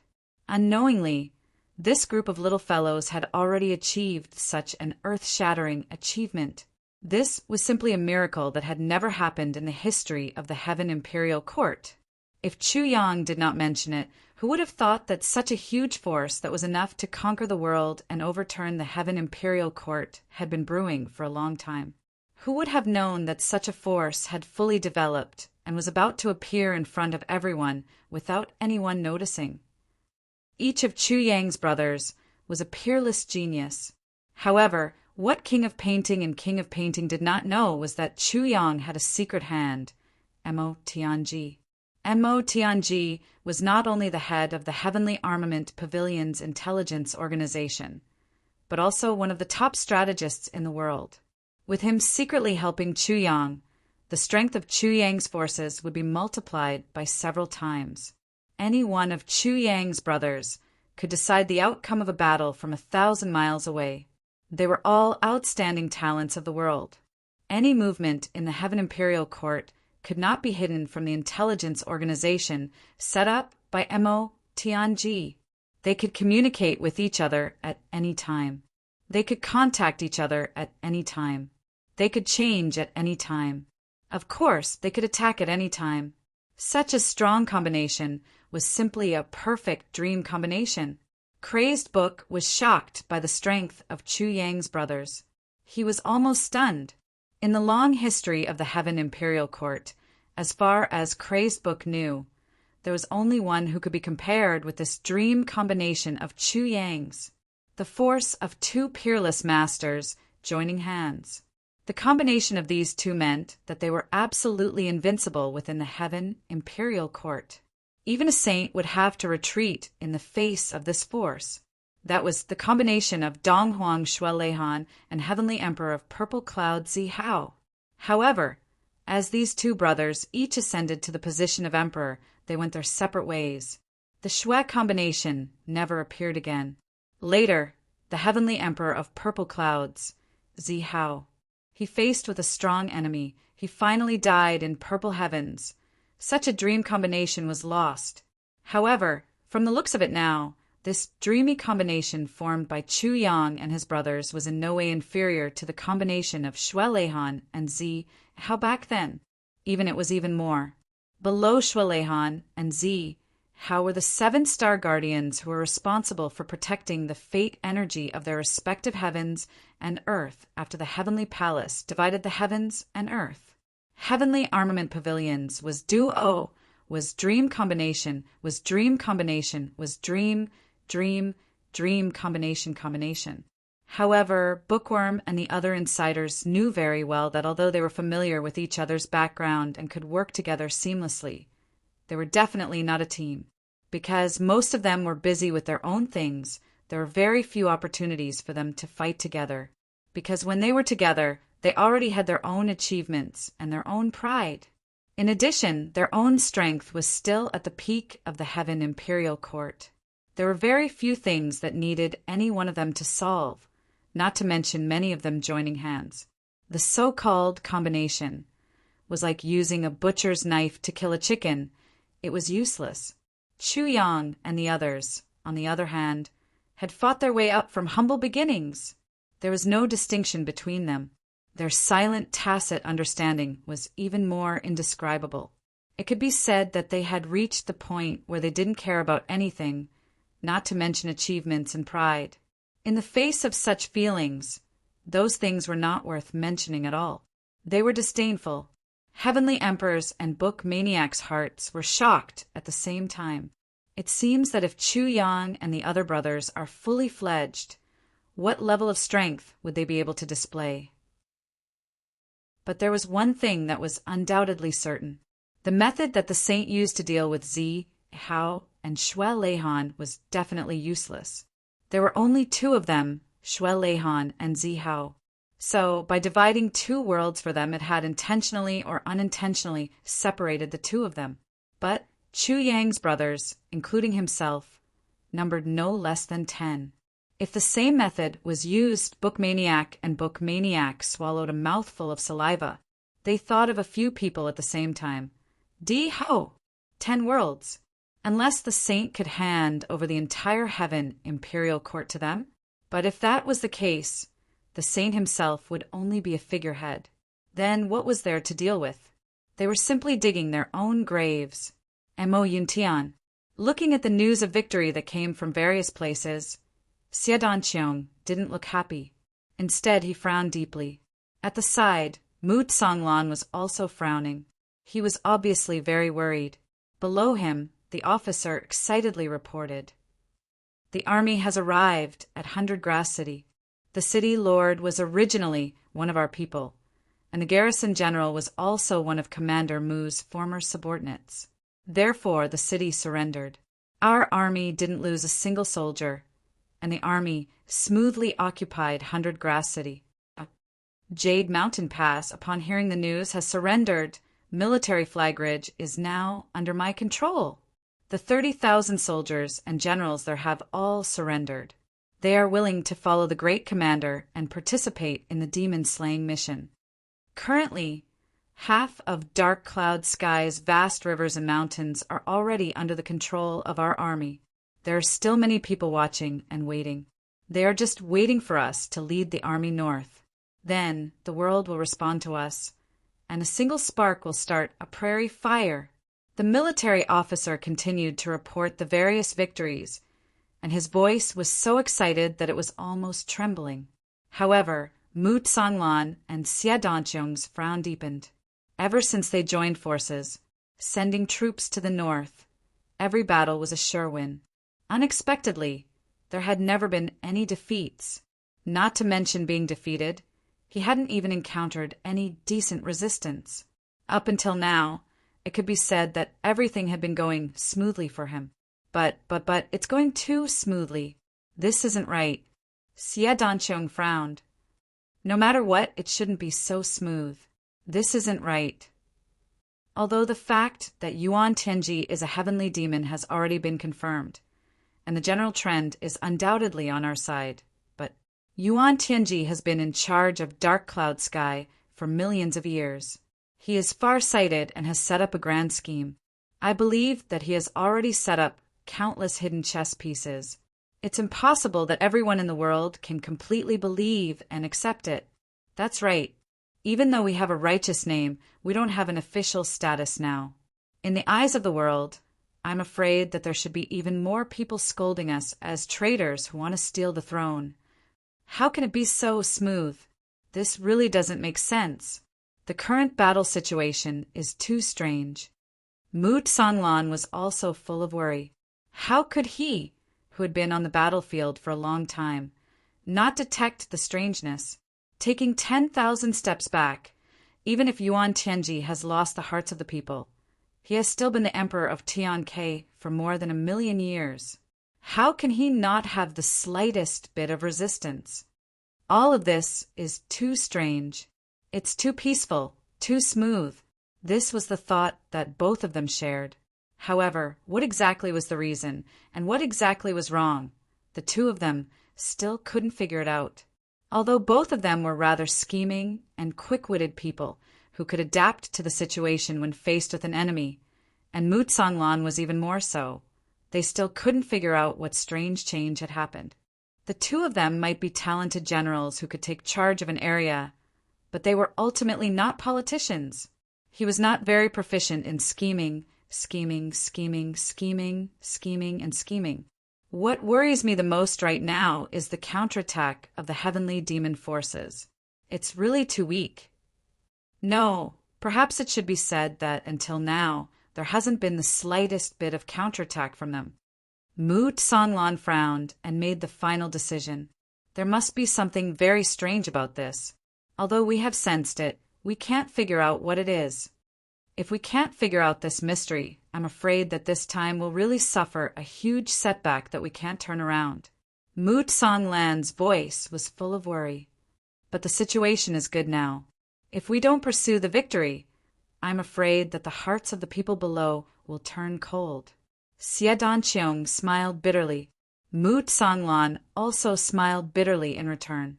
They clearly knew that there might be a fatal trap ahead, but they had no choice but to enter and ignore it. Life was really full of strange things.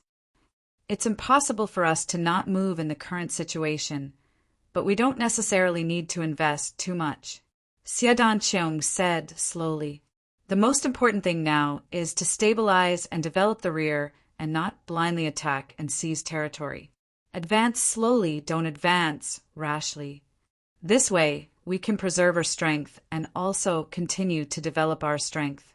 When the other party's intentions are fully exposed, we can instantly react and plan a countermeasure. This way, even if we lose at the front, we still have the capital to make a comeback. We won't be completely defeated and have no chance to turn things around." Mu Tsanglan agreed with Xie Danqiong's words. The current situation was really too strange. It made Mu Tsanglan, who had faced many enemies and planned far ahead, lose confidence. Now that the world was in an uproar, Yuan Tianji didn't even say a word of explanation. How could the heavenly demon be so easy to deal with? Xie Danqiong returned to his study with a heavy heart. He rubbed his brows, trying hard to guess what Yuan Tianji wanted to do. But after thinking about it for half a day, he still didn't have a clue. Chapter 2299. At this time, Xie Danqiong could not help but miss Mo Tianji and Boss Chuyang. Whether it was Mo Tianji or Chuyang, he believed that as long as one of them was here, they would be able to guess the other party's plan. They would not be as passive as he was now, without any clue. The situation was clear now. He knew that the other party must have a big plan, but he could not see any clues at all. Mo Tianji's subordinates in the Tianji Intelligence Department were also depressed about this. This was because there wasn't a single piece of valuable information about Yuan Tianjia. Could it be that the other party's intelligence system was really sealed so tightly? In front of him, there was a continuous battle going on like a raging fire. But behind, there was a city of worries, unable to do anything. Mu Tsanglan sent out a large number of spies, and even mobilized all the spies that were still in the government of Mo Yuntian, but they still could not find out any useful information. But gradually, a wave of opposition suddenly rose. At the beginning, there was only a little of this, and it was almost unnoticed. But gradually, it evolved into a prairie fire. His Majesty the Sky Emperor is a heavenly demon? How stupid is this statement? How laughable! Is this Mu Tsanglan out of his mind? It's fine if you want to rebel. After all, people strive for greater heights, and water flows to lower places. You want to take a step further and rule over a part of the world. Everyone can understand this idea.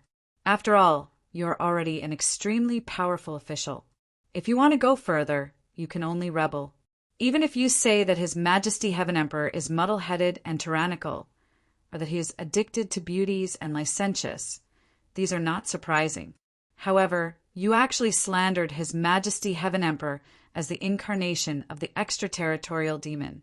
His Majesty the Sky Emperor has been in charge of Mo Yuntian for millions of years. In these millions of years, could it be that only you, Mu Tsanglan, have the discerning eyes to see that His Majesty the Sky Emperor is a heavenly demon? Are the others blind or deaf? Do they not know how to distinguish between humans and demons? Since His Majesty the Sky Emperor is a heavenly demon, then what are you, Mu Tsanglan? Mu Tsanglan, scheming, a pure traitor. Think about it. In the past million years, Mo Yuntian has undergone several changes. His Majesty the Sky Emperor is like a stabilizing needle, intimidating the entire Sky Emperor. If it's really the Sky Demon who wants to overthrow Mo Yuntian, there are tens of millions of opportunities. Why hasn't he made a move yet? In conclusion, His Majesty the Celestial Emperor is definitely not an extraterrestrial demon. It is impossible for him to be the incarnation of an extraterrestrial demon. So Mu Tsanglan is simply spreading lies to mislead people. This is unforgivable. This wave gradually rose, gradually took shape, and its momentum gradually became great. Slowly, it swept through the whole Mayan sky, and the spearhead was directed at Mu Tianlan. Moreover, there was no way to stop it. No matter how he tried to defend himself, it would only make things worse. We commoners just want to live a peaceful life. We were clearly living well before. Why do we have to start a civil war just because you said that His Majesty the Celestial Emperor is an extraterrestrial demon?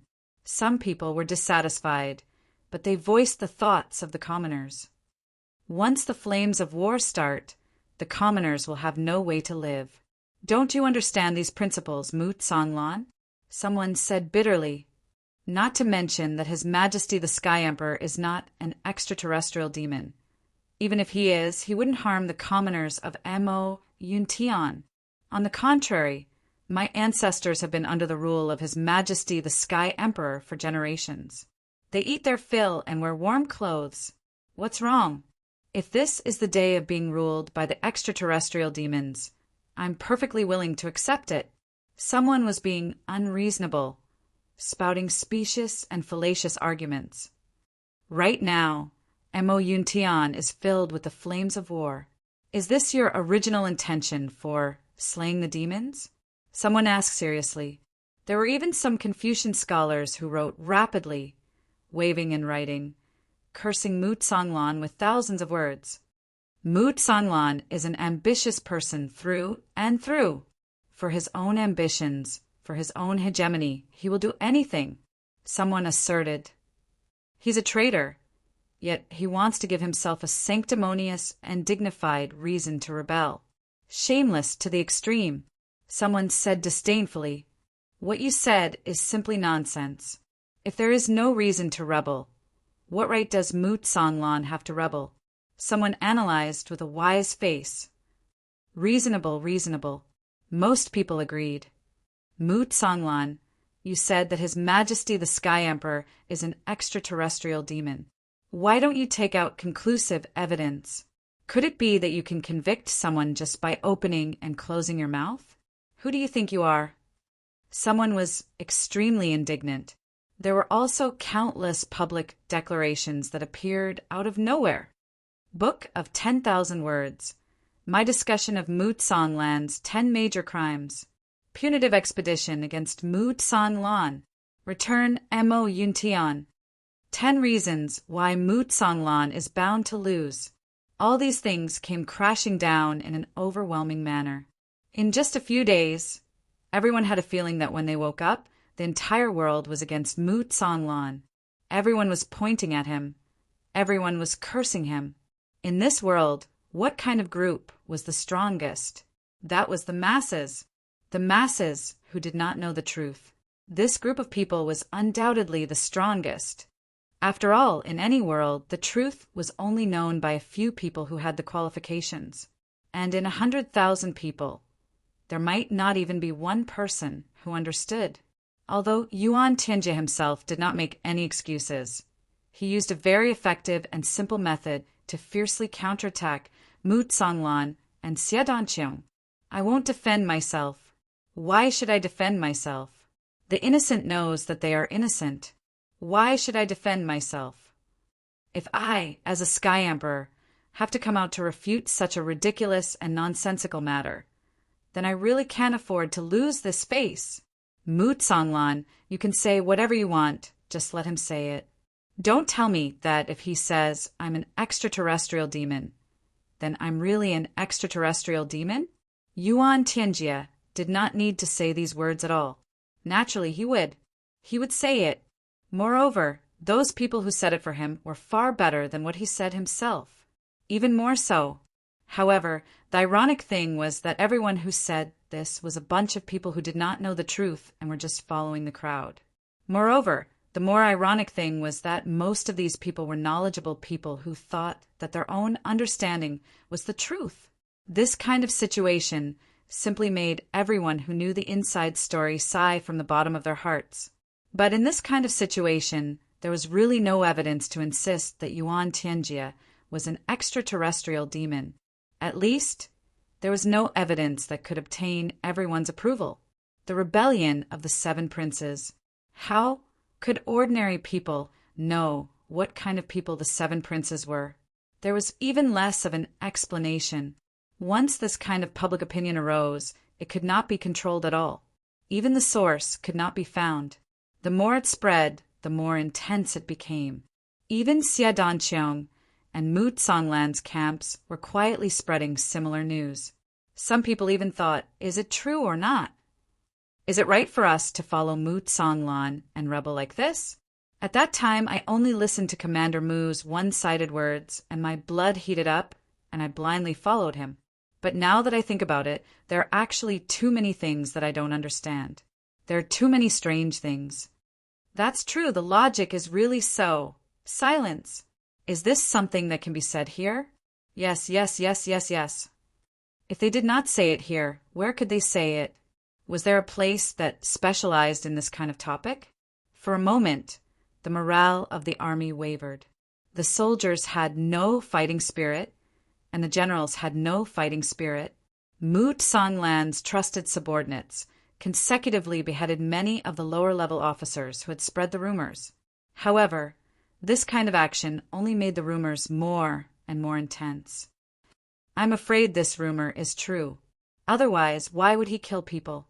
He must be angry out of humiliation. It seems that Commander Mu is guilty.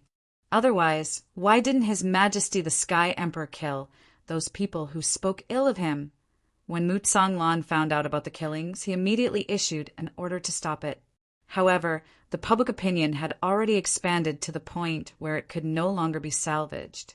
On a certain night, there was an incident of desertion in an army. There were not many people. There were only a few of them. However, on the second day, the number of deserters suddenly increased greatly. Thousands of deserters appeared in the various army camps overnight. On the third day, the general of an army suddenly announced that he had left the uprising army and retreated. His whereabouts were unknown. Following that, the fourth day, the fifth day, such situations actually became more and more frequent and became more and more intense. In the beginning, they could still use military discipline to punish the deserters and calm the chaos. However, later on, it became a situation where the law could not punish the masses. Large batches of deserters continued to appear. Faced with such a situation, Mu Tsanglan and Xia Danqiong were so worried that their hair almost turned white. They never thought that the great situation that they had created with great difficulty would be destroyed by such rumors. Now, of the 70 million people in the uprising army, only those who had followed Mu Tsanglan at the beginning remained. The total number of soldiers was less than 20 million. The rest had more or less dispersed. Of those who remained, it was not known who was still trustworthy, who was left behind to be a spy and prepare to betray at the crucial moment to atone for their crimes. Perhaps some people were still observing and had not decided whether to leave or not. Faced with such a situation, Mu Tsanglan and Xia Danqiong were completely helpless. The other party had not even made any big moves, and he had already been defeated by mere rumors. Defeat without a fight. This was undoubtedly the biggest humiliation in Mu Tsanglan's life, the biggest failure. However, there was no way to deal with it. As the Heavenly Emperor, Yuan Tianji had already ruled over dark cloud sky for millions of years. It was deeply rooted and deeply ingrained in the hearts of the people.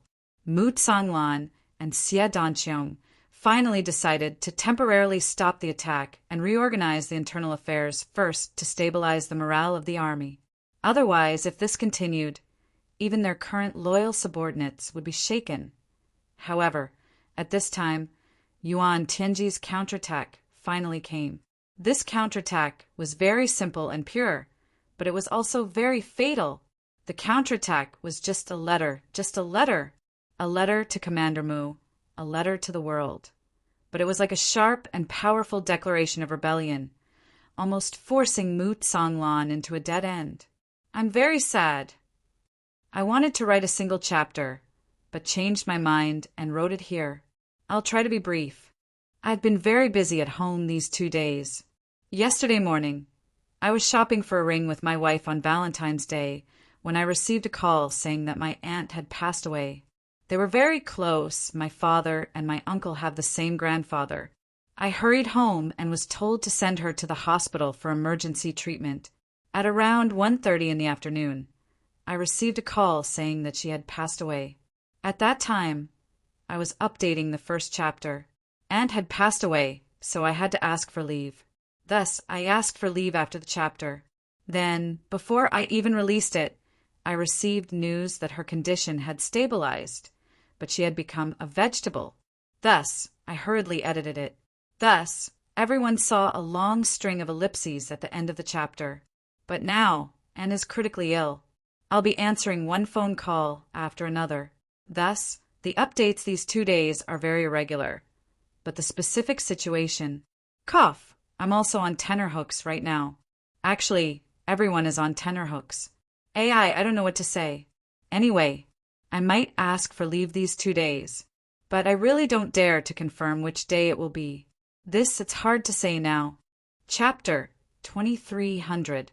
Yuan Tianji's declaration even abandoned the previous format and directly started with the words, "We are in pain," to express the infinite anger in his heart. Marshal Mu has always been on the same boat with us, through thick and thin. It can be said that the current Mo Yuntian cannot leave Marshal Mu. Every inch of our territory is filled with Marshal Mu's contributions. Commander-in-Chief Mu has always been diligent, willing to work hard without complaint, and has made great contributions. We are deeply proud of him and have a personal relationship with Marshal Mu, like brothers. Now, Marshal Mu has been deceived by a scoundrel and actually slandered us as a demon. We do not feel angry, we only feel pain. We are very pained. We have thought about it and realized, but we do not know how we have wronged our old brother who has worked with us for 1,000,000 years.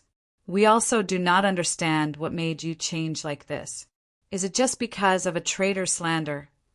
But no matter what the reason is, Songlan, as long as you come back, we are willing to disregard the past and apologize to you. We cannot bear to part with you. Mo Yuntian cannot go without you. The countless people of Mo Yuntian have already suffered too much. They cannot bear a fierce civil war. These hardships and sufferings should not be borne by them. Songlan, my most important subject, come back. For our deep friendship of 1,000,000 years, for the peace and tranquility of Mo Yuntian, for the millions of innocent people. Songlan, please think about it.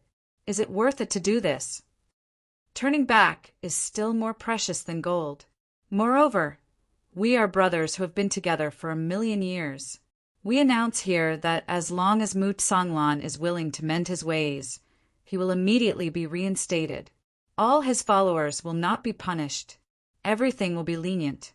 If we really did something wrong, we are willing to write a letter of punishment and announce it to the world. We will apologize to Marshal Mu in person. We make the above promise in front of the people of the world. If there is one thing we cannot do, we will accept the wrath of the heavens. Marshal Mu, come back. We hope you will think about it carefully. We will wait for your reply. Before you recover, we will not use a single soldier to fight. We are all flesh and blood. How can we bear to fight against each other? It is the greatest misfortune of the world. This letter from Heavenly Emperor Ink Cloud, Yuan Tianjie, could be said to be humble to the extreme. As a celestial emperor, for a supreme being to be able to compromise like this, his sincerity truly made people sigh with emotion. Once this letter came out, the entire Mayan sky was shocked. What followed was complete silence. Then it was a chorus of praises that connected heaven and earth. Everywhere was filled with praises. There were even people who cried bitterly because of it. For our Mo Yuntian, for traitor, His Majesty the Heavenly Emperor is actually willing to do this. What kind of humiliation is this? Whoa! His Majesty the Heavenly Emperor is really too good towards this kind of heinous sinner. He is actually so magnanimous. AI, he is truly a wise ruler of a generation. How fortunate am I, Moyun Sky, to have such a wise ruler as the Emperor. AI, His Majesty the Heavenly Emperor is only willing to make such a compromise for the sake of the hundreds of millions of people of Moyun Sky. In order to avoid suffering, the people are willing to compromise like this. Woo woo, long live His Majesty the Heavenly Emperor, long live 10,000 years. Now let's see if this deceitful Mu Songlan can realize his mistake and mend his ways. His Majesty the Heavenly Emperor has already done this. If Mu Songlan still wants to rebel and still has the dream of ascending to the throne, he is truly worse than a pig or a dog.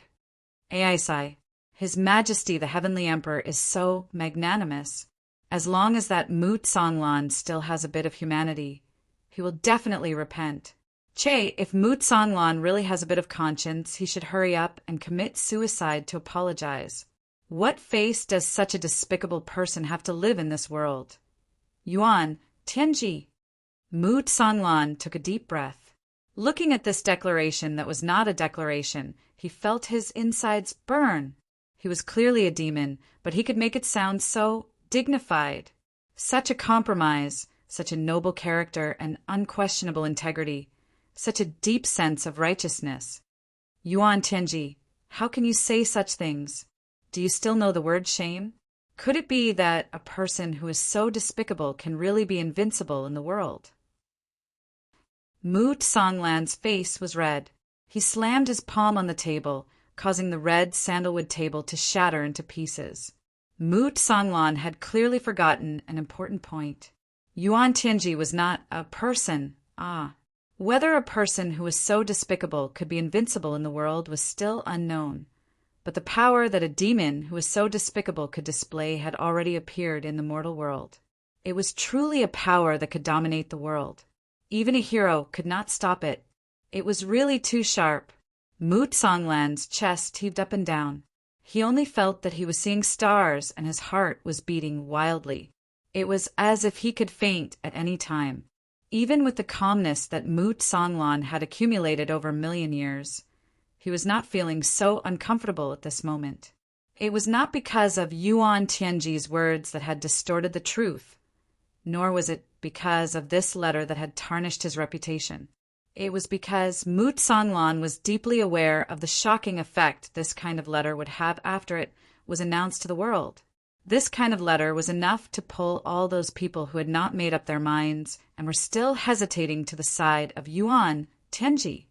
Even in his own army, there would be many people who would waver and even officially abandon him. This was a psychological attack aimed at everyone in the world. This letter that seemed to be very humble actually had such a vicious effect. Xie Danqiong was silent for a moment, then said, I believe that this is only the beginning. Since Yuan Tianji has chosen to do this, he must have other backup plans. In the Heavenly Imperial Court, the extraterrestrial demons are always fighting in a foreign land. What other stronger backup plans can he have?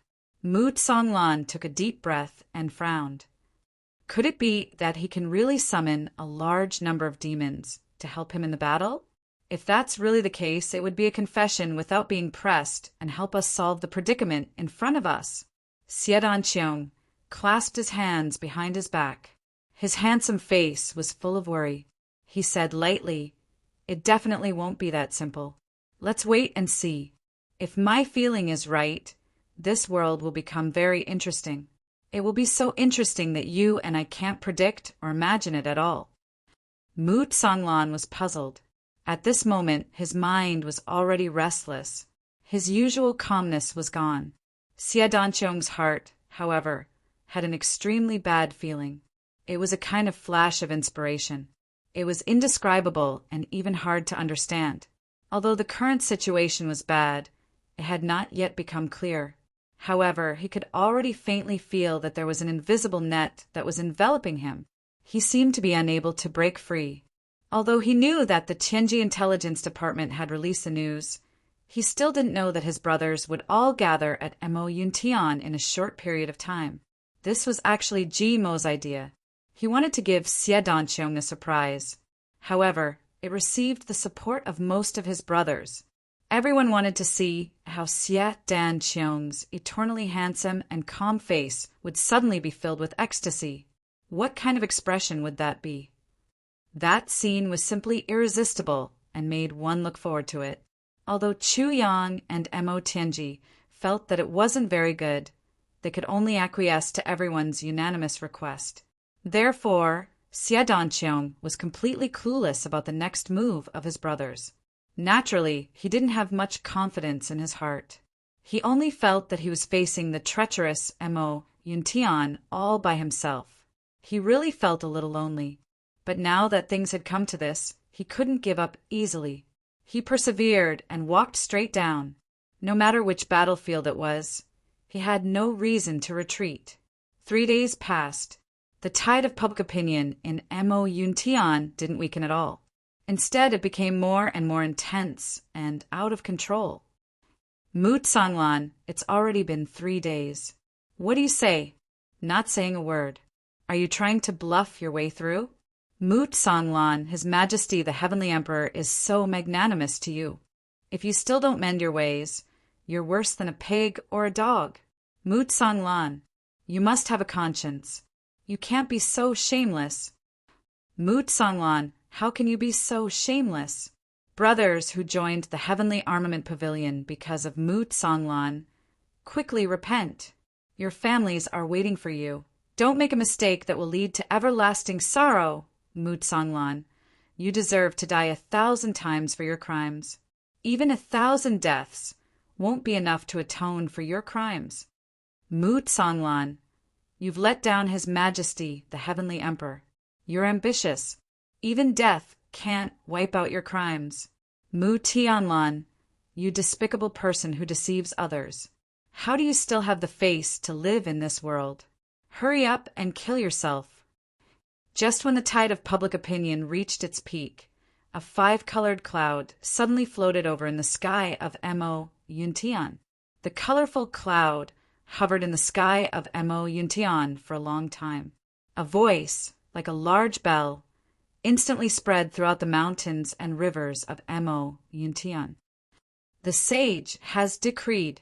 These 4 words were truly deafening, echoing in the entire ink cloud sky for a long time, endlessly. The entire ink cloud sky started to shake violently. The Lord Sage has finally appeared. After the commotion, everyone held their breaths and waited for the imperial edict. The decree of the Saint Emperor had always been the sacred and inviolable authority of the Heaven Imperial Court, the absolute authority of the Heaven Imperial Court. Xie Danqiong was tens of thousands of miles away at this moment, but he could still hear this voice.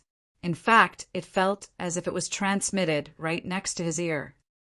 It's impossible for a person's voice to travel so far. There must be some special method. Xie Danqiong raised his eyebrows and said. However, the worried look in his eyes became even more obvious. Mu Tsanglan stroked his beard. He looked calm and composed, but the smile on his face had already turned stiff. Even his knuckles had turned white from nervousness. Chapter 2301. Yes, this is the Heavenly Sage's voice transmission that the saint has set up in the various large realms. Every time he sends a message to Chao Yi, he uses this method. Mu Tsanglan's voice also seemed to have stiffened. He forced a laugh and said, "But the saint has issued a decree at this time. What does he want to do?" When he said the last 3 words, Mu Tsanglan's voice also trembled a little. It was unknown whether it was from joy or fear. Xie Danqiong sighed and said, "I'm afraid he might not be helping us." "How can that be? The saint will definitely not wallow in the mire with the heavenly demons. How can he not be helping us?" Mu Tsanglan's voice carried a slight tremble. Although this sentence was said in a low voice, it already carried a kind of disbelief and a hint of hysteria. His words were not so much to explain to Xie Danqiong and give him confidence, but it could not be said that he was encouraging himself and raising his little remaining fighting spirit and confidence. If the saint publicly supported Yuan Tianjie, then the injustice in his life would definitely be unable to be washed away. The shame in his life would also be unable to be washed away.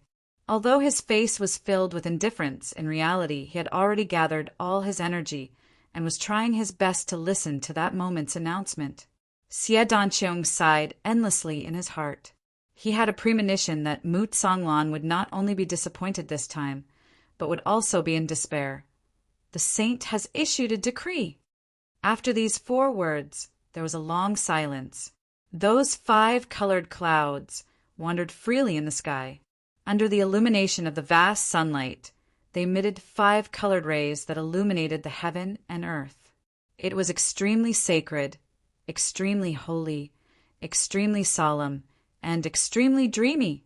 Everyone had personally witnessed such an inviolable and unshakable sacred scene bestowed by the heavens. There are rebellions everywhere in dark cloud heaven. The people have no way to make a living. This seat is extremely angry. This was the first sentence of the saint's decree. It was very plain and very simple, but it had already expressed the emotions in the bottom of his heart. Everyone raised their heads in anticipation. You are angry? This can be understood and also allowed. But who exactly are you angry at? This was the main point. The dignified voice continued. Mo Yuntian's military commander, Mu Tsanglan, was selfish and greedy. He acted recklessly without reason. He deceived the emperor, took bribes, and perverted the law. He was ambitious. I have long known the source of all this. But I did not expect that there would be a day when Mu Tsanglan, for his own selfish desires, would do such a rebellious and ridiculous thing as framing a celestial emperor. This seat is truly heartbroken. Heavenly Emperor Ink Cloud, Yuan Tianji, is this seat's lifelong best friend. This seat can guarantee that Yuan Tianji's background is clean and he's absolutely not a sky fiend. Rumor has it that he's a heavenly demon, but that's all nonsense and slander. Moot Songlan is ambitious and has brought disaster to the world, implicating the common people. He is the traitor of Mo Yuntian and also the traitor of our Heaven Imperial Court. He is the source of all the chaos. Everyone has the right to punish him. The moment this sentence came out, the ground of the entire Mo Yuntian could feel an extremely strong vibration. Clearly, countless people were shocked by the content of these words. They couldn't help but leak out their cultivation. Too many people were shocked at the same time. So much so that the entire Mo Yuntian could feel this kind of vibration. The moment this sentence came out, Moot Songlan's eyes were filled with stars. He didn't hear a single word of what the Saint Monarch said after the decree. He only felt that there was only a rumbling sound in his ears. He was originally standing upright to listen to the Saint Monarch's decree, but now his tall and straight body gradually bent down. His entire person suddenly looked old and senile. It was as if in this instant the millions of years that didn't leave behind any traces suddenly returned to his body. 1,000,000 years in an instant, 10,000 years in a breath. Commander Mu, a guard in front of him, exclaimed. He rushed over and wanted to support Moot Songlan. Heavens! Moot Songlan suddenly looked up to the sky and cried out. Could it be that the Sky Fiend is really in power? Even the Saint Monarch has been deceived by him. Why? Why is this? Before he finished speaking, he already spat out a mouthful of blood with a piu sound. His tall and sturdy body fell down stiffly. Yuan Tianji was a Sky Fiend. This matter was already confirmed without a doubt. Other than the two kings of calligraphy and painting as proof, Yuan Tianji's most trusted aide, Prime Minister Iluoyu, had also revealed the true body of a Sky Fiend. This was already irrefutable evidence. Even if the Saint Monarch didn't believe this, he should at least investigate carefully. After all, wind from an empty cave wasn't without cause. However, no one would have thought that the Saint Monarch actually didn't go through any investigation and directly came to such a conclusion. He directly nailed Moot Songlan to the pillar of shame. He would never be able to rise again. Xie Danqiong stood alone in the wind. His long hair and white robe fluttered in the wind. His eyes seemed to be contemplating something, lost in thought. He faintly felt that perhaps it wasn't only Mo Yuntian that was about to change. Even the entire Heaven Imperial Court was about to change? With regards to Moot Songlan's extreme anger and despair, how could Xie Danqiong not empathize with him? He was filled with emotions. He clearly understood what Moot Songlan was thinking right now. However, Xie Danqiong didn't step forward to console him. At this time, any consolation would be pale, powerless, and completely meaningless. The Saint Monarch's decree was tantamount to the conclusion of everything. Looking at the ashen faces of the subordinates around him, even the top-notch experts with extremely good temperament also had pale faces at this moment. It was obvious that everyone had a premonition that after the Saint Monarch's decree was passed down, what kind of storm was about to befall them? And what kind of tragic consequences would it bring? That was truly unimaginable. Or perhaps it was completely unimaginable. Xie Danqiong took in a deep breath. His handsome face regained its calm. He even smiled faintly, reappearing his usual calmness. When the grave smile fell into the eyes of his subordinates, it was as if their perplexed hearts suddenly had a rare source of support. Moot Songlan had already been hit by this series of attacks. Then he definitely couldn't fall again. Pass down the order. Xie Danqiong said with a smile. His gaze was firm and sharp, shooting out like a sharp arrow towards the target. It was so cold and stern. Pass down the order to the entire army to prepare for battle. Xie Danqiong slowly walked towards the military tent. Tell them that following this, there will be an unprecedentedly fierce battle. It is about to begin. This time, it is the real battle of life and death. Xia Danqiong's guess was right. It was indeed a fierce battle. Moreover, internal and external troubles couldn't be stopped. The Saint Monarch's decree and Yuan Tianjie's letter. This double blow had almost turned the entire Moyun sky upside down. Right after the Saint Monarch's decree, Yuan Tianjie officially issued the order to suppress Mu Tsonglan, although that order still expressed reluctance and regret. That soaring murderous intent was difficult to conceal. Or perhaps it wasn't concealed at all. No matter who kills Mu Tsonglan, all of Mu Tsonglan's power, position, and title will be inherited by that person. Rebel soldiers and horses. If there are any defectors, their crimes will not be investigated. At this time, Moyun Sky was simply united as one, working together to suppress the rebels. More than half of the people supported the Moyun Sky's emperor, Yuan Tianjie. As for those who were still wavering, those who remained on the sidelines were also tempted by the conditions that Yuan Tianjie had promised them. As long as they killed Mu Tsonglan, they would become the new #1 person in Moyun Sky's military, the first duke, the commander of all the troops, the power to rule the world, under one person, above millions of people. What kind of status was this? What kind of glory was this? What kind of glory was this? It was too easy to just kill Mu Tsonglan to get all of this. Since it was so easy, why not do it? Countless people who had been standing still and watching were now shouting and rushing to the south. Yuan Tianjie personally took command and led the troops into battle. Yu Lai led the troops as the vanguard, commanding tens of millions of soldiers and horses. The troops were divided into 25 groups and set off in all directions at the same time. Kill Mu Tsonglan. Invade my Moyun Sky.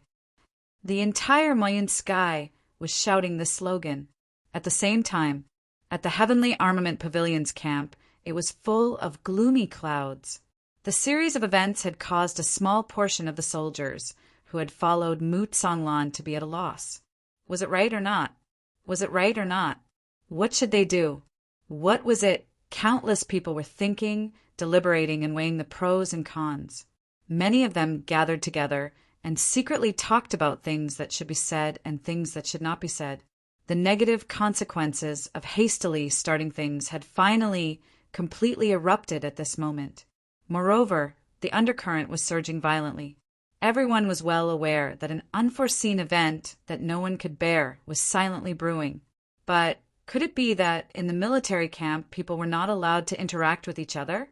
Facing such a terrible situation, even a deity would be at his wit's end. Mu Tsonglan seemed to have aged hundreds of thousands of years in one night. His black hair had all turned snow white. Xia Danqiong sat beside Mu Tsonglan's bed with a calm smile on his face. The faces of Mu Tsonglan's trusted aides and generals were filled with worry. There were many unfavorable situations in their respective camps. The soldiers no longer had the will to fight, and the generals no longer had the will to fight. In fact, there was no lack of rebellious thoughts. Under such circumstances, how could they fight a war? The 25 armies on the other side had surrounded them from all directions. They had completely blocked all the loopholes and were coming to encircle and suppress them. Once the army arrived, they would be completely defeated without even fighting here. Right now, the majority of the people who followed Mu Tsonglan were unstable. On the other hand, the people of the Heavenly Armament Pavilion were still unmoved. They were originally rebellious. During this period of time, they seemed to have been rebellious for quite some time. Facing such a situation, they were used to it. There was even a bit of disdain. We've experienced this kind of battle too many times. What's the big deal? Ashamed. Mu Tsonglan sighed deeply. Chief Xia, facing the calmness of the Heavenly Armament Pavilion, our Tsonglan army is truly ashamed. All the generals lowered their heads in shame. It was very strange at night. The computer suddenly could not be switched on. I wrote half a chapter and had no choice but to switch to another computer to write again. Chapter 2302. As a general, being unable to control his soldiers was the greatest humiliation. They were clearly a mixed army, but in the face of such a terrible situation, each and every one of them was calm and composed. But his own regular army was so incompetent. It was really, don't you think that from a certain point of view, the current situation is actually a good thing? Xie Danqiong was still smiling. That calmness did not seem to be forced at all. Good thing? The generals frowned. How could it be a good thing in such a desperate situation? Where did the good come from? Mu Songlan frowned. His mind moved, and he silently pondered. Xie Danqiong said lightly, "My original intention of establishing the Heavenly Armament Pavilion was not to rebel and become the Heavenly Emperor. It was to go to the outer realm and exterminate the demons. My battle with Mo Yunqian's army was mostly to train the soldiers. That's all." Xie Danqiong's face showed a trace of ridicule. "And all of you, if you don't die in this battle, you will follow me in the future and go to the purple cloud heavens to restore the human homeland. Then we will go on an expedition to the heavenly demons to exterminate them completely. This is my true intention, but it seems that the majority of people have misunderstood something." Xie Danqiong raised his head and smiled. This smile was so otherworldly, proud of the world. Mu Songlan and the other generals were shocked. Xie Danqiong's true ambition was actually here, to exterminate the heavenly demons. So, we really misunderstood something. The manpower we need to fight the heavenly demons has never been the masses, but elite soldiers. Xie Danqiong said lightly. His eyes flashed. "We don't need those weak-willed mobs." Hearing this, all the generals lowered their heads in shame. Wasn't the current situation of their own army the unbearable behavior of a bunch of mobs? Although Xie Danqiong directly scolded everyone's faces, they really did not have any words to refute. This time, although we are jittery and in imminent danger, it is also a great opportunity to clean up our troops. Xie Danqiong said coldly, "Isn't it a good thing to take this opportunity to eliminate all those who are not firm? Are we really going to let these people drag us down when we fight the extraterrestrial demons?" One of the generals said worriedly, "But those people were just deceived and didn't know the truth. Wasn't it a little unfair to kill them all with a single strike? I believe that they will not waver in their decision to fight the heavenly demons." "Deceive? Waver?" Xie Danqiong sneered. "Can you explain the truth to them since they've been deceived? Let them no longer waver." The general was tongue-tied and didn't know how to continue. If he could tell the truth and had solid evidence, wouldn't he have been able to prove it long ago? Why would he be forced to such a state? Speaking of being deceived, speaking of being swayed, it's still because they can't completely trust Marshal Mu. Xie Danqiong sneered. If they truly trusted him, why would they be deceived? How could he be shaken? Since he couldn't trust him wholeheartedly, what was the point of keeping him? Do you dare to put your back in the hands of such a person? Xie Danqiong's smile was so sarcastic that it made people uncomfortable. If they can be deceived today, what if they are deceived in the future when they go to the battlefield of the purple cloud heavens? Can you guarantee that they won't be swayed in the future? If they are swayed, what's the use of your guarantee? Is there any meaning to it? Yuan Tianjie might just be a pawn of the extraterrestrial demons who sneaked into the heavenly imperial court. Maybe he has some status in the land of extraterrestrial demons, but how many extraterrestrial demons are there in the black cloud heavens now? It's just a letter, and it's enough to make everyone so divided. When we go to the purple cloud heavens with such a team, it's not killing demons. Xie Danqiong said heavily, "It's just sending them to their deaths. They're sending food to the extraterrestrial demons. They're supporting the enemy with great fanfare." Mu Songlan's eyes flashed, and he said yes. What the chief said makes sense. Xie Danqiong said lightly, "Everyone go back now." Let those who are wavering leave by themselves. There's no need to dissuade or explain. In the current situation, even if you force yourself to stay, it's just a disaster. I believe that after this purge, those who are left are all hardcore elites, or at least people with strong wills. If we fight to the death, we might still have a chance of winning. But we must take note that we can't let those with ulterior motives stay.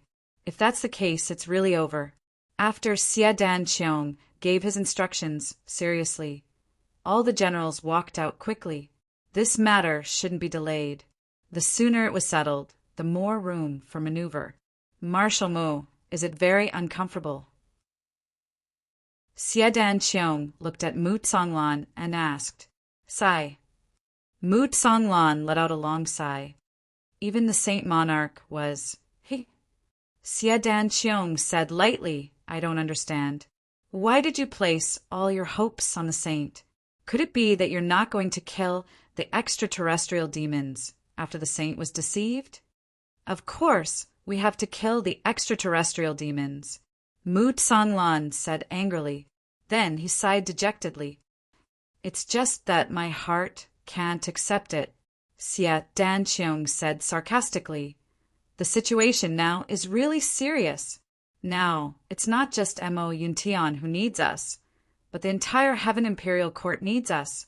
If you're defeated here, you'll be the sinner of history, the sinner of the entire Heaven Imperial Court." Mu Tsonglan was shocked. "You trust the saint so much, but the saint directly confirmed Yuan Tianjie's identity. Don't you feel that there's something strange about this?" Xie Dan said coldly, "Yuan Tianjie is an extraterrestrial demon. You and I know this very well. I believe that the higher-ups of the heavens might not be unaware of this, and the saint just had to express his position at this juncture. What do you think this means? If he..." Xie Dan sneered and got up to leave. "I'm going to take a look at the army now. I'll try my best to get rid of the hidden dangers. If Marshal Mu still can't wake up, there's no harm in continuing to lie down. I'm going too." Mu Tsonglan rolled over and climbed up from the bed. "Chief is right. How can I continue to lie down there? No matter what, I have to kill this demon Yuan Tianjie." Xie Dan smiled.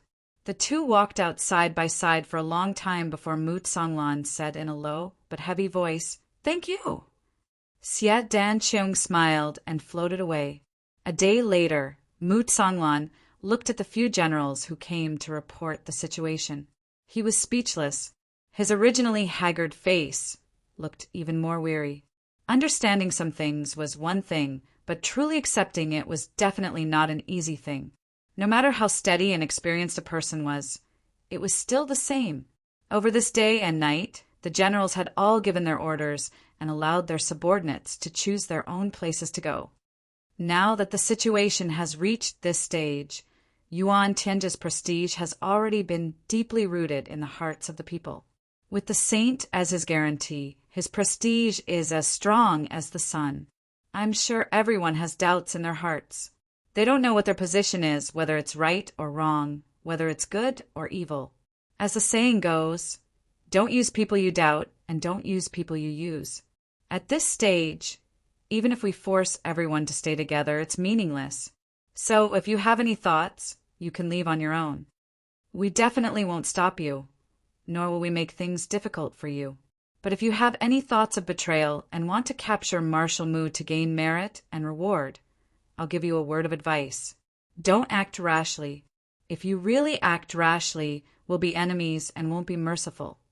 That's all I have to say. If you want to leave, the camp's gates are already open. You can leave at any time. You can also take all the wealth you've earned. If your family is here, you can also take them with you. If we break off relations, we won't speak ill of you. If you want to leave, go ahead. But if you make a ruckus and act like you're filled with righteous indignation, you'll be killed without mercy. In the beginning, there were still people who were hesitant about whether to stay or leave. But when they saw the first person finally pack up and leave the camp, and when no one stopped him, this situation became a trend that was almost unstoppable. Countless soldiers rushed out like a tide. There were even many people who brought their families and left. In serious cases, some camps were emptied in an afternoon, leaving less than 10%. In the beginning, those who stayed were still cursing and trying to persuade those who wanted to leave to stay. But in the end, they were all stupefied. They could only watch as those old brothers of the past left resolutely. Their faces were filled with anger and sadness from the bottom of their hearts. It wasn't until the next morning that the wave gradually subsided and disappeared. But in one night, the Heavenly Armament Pavilion's forces were reduced by nearly 10%. The heavenly demons wreaked havoc and brought disaster to the heavenly imperial court. I, Moot Songlan, rose up to slaughter the demons. I had no selfish desires in my heart. I only wanted to quell the demons and pacify the heavenly imperial court. From the hundreds of thousands who rushed out of the capital at the beginning, we once gathered 70 million soldiers. But the affairs of the world are like chess. Life is like a dream. It's easiest to wake up from a good dream. 70 million soldiers. And in 7 days, more than half of them dispersed. Moot Songlan laughed bitterly. Now, there are less than 5 million left. He sighed, his face even more lonely. The generals under him bowed their heads in shame, speechless for a long time. 5 million. If this number was purely from a numerical point of view, it was actually not a small number. It was still a considerable number of forces. However, this depended on who it was compared to. Now, Yuan Tianjie had personally led the army into battle. He had divided his troops into 25 groups, totaling up to 50 million soldiers. Moreover, there were still large numbers of reinforcements gathering at the rear. In addition, there were tens of millions of people who had defected from his side. And among these people, there would probably be many who would join Yuan Tianjie's side. Under such circumstances, the ratio of the military strength of both sides had almost reached a terrifying level of 1 to 50. In fact, this ratio had the possibility of increasing even further. Moreover, the morale on his side was unprecedentedly low.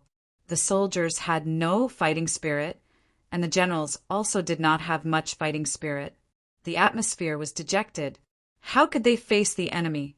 Chapter 2303. A motley crew. Truly a motley crew. What's the point of abandoning them? Siat Dan Cheong stood outside the door and said disdainfully, "Generals, immediately take your men and horses and go to the rear to protect your families. As for the front, let the original troops of the Heavenly Armament Pavilion take the lead. If we win, naturally everything will be forgotten. If we all die in battle, it's still not too late for you to surrender." These words were like a red-hot steel needle that pierced deeply into the hearts of the generals. Since when were they, the regular soldiers, looked down upon to such an extent by the leader of a motley crew? But wasn't this the truth? Wasn't it happening right now, right in front of their eyes? The generals were speechless for a moment. They didn't know what to say in rebuttal. Nonsense. Moot Songlan stood up angrily. Even when faced with a desperate situation, we still fight. For more than 1,000,000 years, we still fought bravely in desperate situations.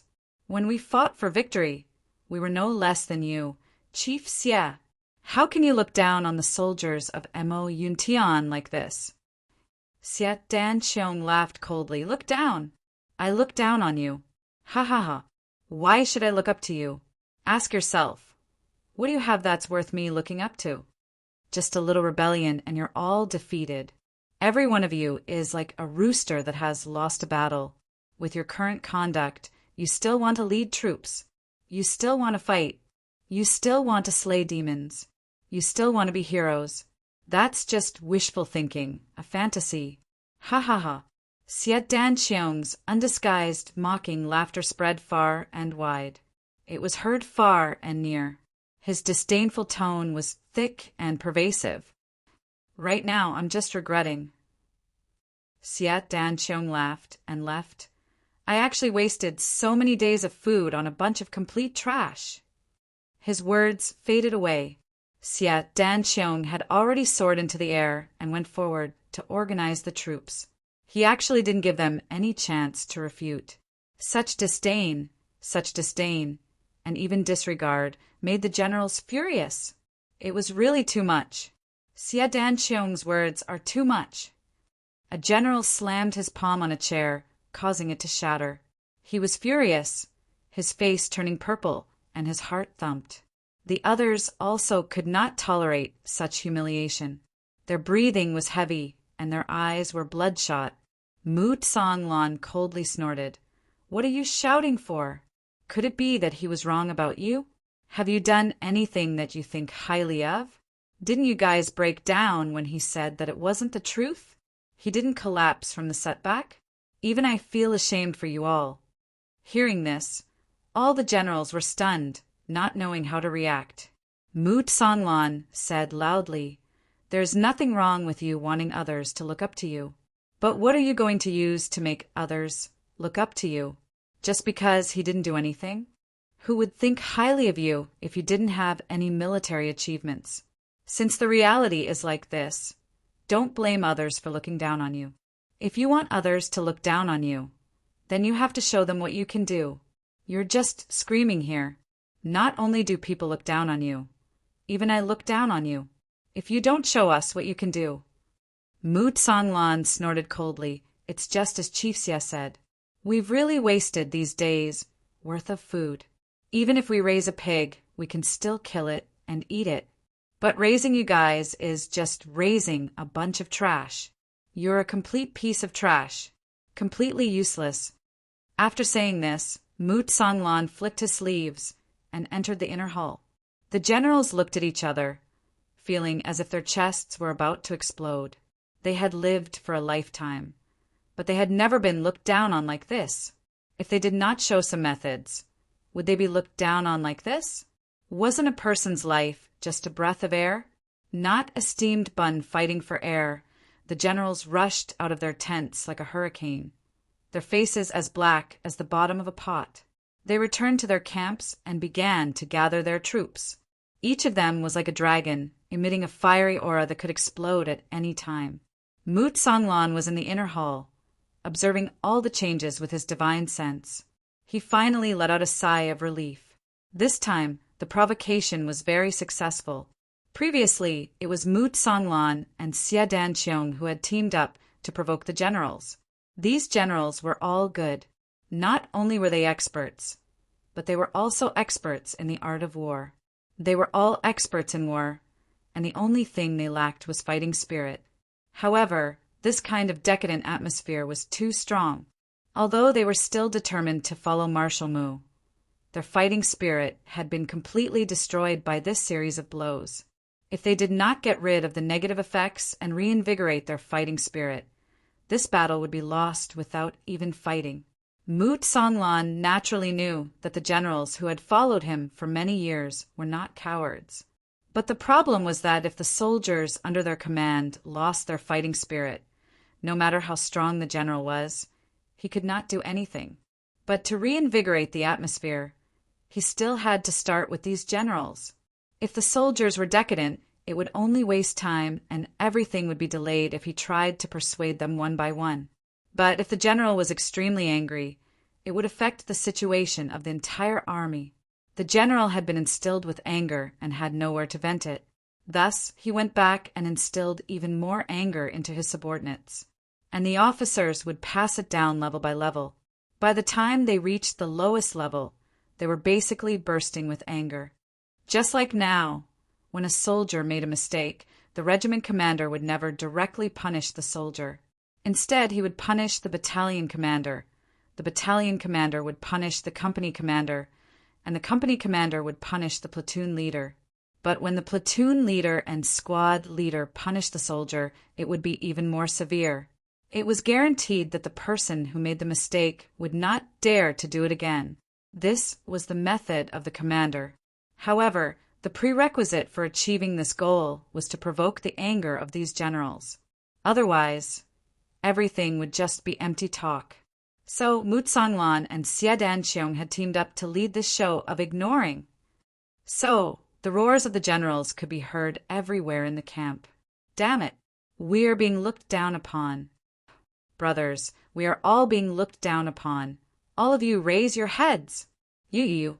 It's because of you bastards. Look at what you are doing. Fuck you. No wonder people keep pointing at our noses and saying that we are trash who waste food by raising us. Look at you cowards. You don't deserve to be called soldiers. We are all being dragged down by trash like you. Trash. You are all trash. We really have no face to see people. If you don't do something, we are going to commit suicide. Fuck. Isn't it just a few fucking soldiers who ran away? Look at you cowards. Fuck. We will also look down on you. Wasting food. Fuck, we are right to scold you. Even a dog knows how to fucking guard the house. Fuck, look at you. You are not even as good as a dog. A wave of angry curses covered the sky and covered the earth. All the soldiers' eyes were spitting fire, looking at the general who was shouting and scolding on the high platform. They wished they could pull him down and beat him up. What are you looking at? Is what we said wrong? Not convinced? Then follow us and make a good one. Fuck. Say, what should we do? I'll let you say it yourselves. Fuck. We can't take this lying down. We can't take it no matter what. Nothing to say, fuck. Fuck them. Let them see that we are not cowards. There is not a single coward. Millions of soldiers roared at the same time. Their voices rose and fell continuously, shaking the mountains and valleys until rocks fell. Wind and thunder surged in the sky. Everyone's faces were red and their hearts were beating so fast that they felt like they were going to explode. Good. Then fuck. Fuck. Fuck. Fuck. Fuck. Fuck. Fuck them. Their cries resounded through the sky. All the officers and soldiers in the camp went crazy. Moot Songlan finally revealed his first smile in the past few days. It was a smile that he had not seen for a long time. In the army, being gentle and refined would not work. Even a Confucian scholar would become vulgar in a short period of time after entering the army. As a general once said, "If you are not vulgar, how can you make the army howl?" The army was not a school. It was not something that could be conquered by poetry. It depended on blood. It depended on killing, on life. It was never an exam. Motherfucker. Xia Danqiong stood in the clouds, thousands of feet above the ground. But he could still clearly hear the roars coming from the ground. That was Moot Songlan's army, carrying out the final reorganization. In the past few days, the morale of the army had not only been raised, but it had also far exceeded Xia Danqiong's expectations. Now, every soldier was like a bomb that was about to explode. They would explode at the slightest touch. This kind of state was like a rubber band that was stretched to the extreme. One could imagine that once a battle broke out, these people would throw themselves in without any hesitation. They would kill crazily and would not stop until they died. In the distance, in a very distant place, one could see dust and smoke rising into the sky, almost covering the entire sky. The flames of war were already in front of their eyes. Perhaps tomorrow, or perhaps the day after, the first battle would take place. In the face of such an army, all the ambushes and arrangements were just a joke. Every soldier could come and go as they pleased. What was the point of an ambush, whether it was a fire attack, a water attack, or a trap? Everyone had their own divine sense. If it was an expert, with a simple sweep of his divine sense, he would not miss anything in a radius of hundreds of miles. How could there be an ambush? There were even some experts who could not die after their physical body was destroyed. Only by destroying their primordial spirit would they be able to completely destroy their opponent. In the face of such an enemy, the only way was to fight with brute force. Xia Danqiong's expression was still calm as he looked at the rising dust and smoke thousands of miles away, slowly approaching. Chapter 2304. He could clearly see that the sky he was in was slowly shrinking at a rate visible to the naked eye. Xia Danqiong was still unmoved. This period of suppression, hard work, and struggle had made Xia Danqiong completely mature. The current Xie Danqiong was no longer the little brat when he first came to the Heaven Palace. He was a qualified commander. He was fully qualified to take charge of an area alone. He could even handle it with ease, facing a huge number of enemies that were dozens of times more powerful than his own side. Xie Danqiong was extremely calm from start to finish. There was no fluctuation in his emotions at all. The Tianji Intelligence Department sent over the latest news, one after another. There was a detailed report on the route of the enemy's 25 troops, including the commander, deputy commander, vanguard of each troop, the allocation of troops, and the supply of food. The level of detail in this report had reached the point of being meticulous. Xie Danqiong held it in his hand and looked at it carefully. His expression did not change. A figure suddenly flashed by beside him. Mu Tsanglan appeared beside him. They are basically at the limit now. The purity of the army is sufficient, and their morale is also very high. Although the number of troops available is much less, their hearts have truly settled down. At least they do not need to worry about any sudden negative situations. Xie Danqiong smiled faintly. Have they truly settled down? I'm afraid they have completely given up. Mu Tsanglan smiled bitterly. Why say it so badly? The truth is really very hurtful. He paused and said, The enemy is currently within 1,000 miles of the main camp. They are currently surrounding us from all sides. It seems that this battle will begin in a day or two. Xie Danqiong nodded. That's right. We have already made preparations on our side. It's just a battle, nothing more. Mu Tsanglan's spirit shook. I hope that this battle will be able to conquer Cloud Sky. Xie Danqiong laughed and handed over the report in his hand. I, as an outsider, am really not familiar with these people. It's better for you to take charge of the arrangements for this battle. Mu Tsanglan took the thick stack of papers and only flipped through the first few pages. He actually sucked in a breath of cold air with a hiss. Where did you get such detailed information from? Is it reliable? Mu Tsanglan raised his head and asked almost instinctively. He couldn't help but be surprised. If the two armies had about the same number of people, then the fact that he had such information in his hands meant that he would win. This kind of information was enough to overturn the difference in strength between two armies of similar strength. I have my own channels. Xie Danqiong indifferently said, This information is absolutely reliable. It was completely real. I can guarantee that this is absolutely true. Mu Tsanglan took a deep breath and said, Since that's the case, I'll have to make a good plan. With this thing, we might be able to give Yuan Tianming a show of strength and boost our morale. His face was filled with intense hatred and fighting spirit, as well as a faint sigh. As the great battle unfolded, the ones who died from beginning to end were all Ink Cloud Sky experts. As for Sky Fiends, they would not die. Wouldn't it make people sigh and wring their wrists if they fought against each other and killed each other? Xie Danqiong's calm gaze was fixed on his face. He said softly, If you don't harden your heart at this time, what if the heavenly devil really sweeps over the world? Mu Tsanglan let out a long sigh. That night, Mu Tsanglan only had 50,000 elite troops, but all the experts were sent out. They split into 25 groups to cut off the supply route of Yuan Tianming's army. After a night of fierce fighting, 7 of the supply routes were burned and the supply routes were cut off. However, the remaining 18 failed. The generals under Yuan Tianming's command were all veterans of war. When marching to war, the supply route was the key to military strategy. How could they not pay attention to this? Experts could go without eating for a long time, but if a high-intensity battle broke out, eating was the most effective way to replenish the blood loss. The supply route was undoubtedly the most important point. When the people who went to ambush returned, they also reported a new situation. General, the soldiers who left our side found a large number of corpses several thousand li away. Mu Tsanglan suddenly stood up.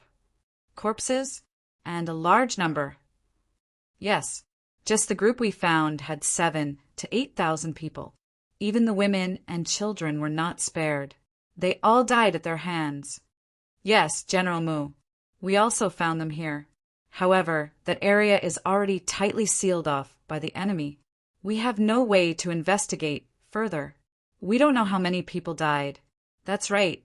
We also have a similar situation on our side. Mu Tsonglan sat down dejectedly. Who would have thought that those people would abandon them and go to their deaths?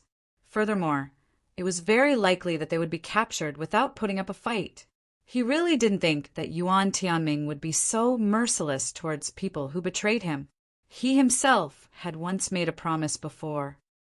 Those who realize their mistakes and turn back will be reinstated, and no punishment will be meted out.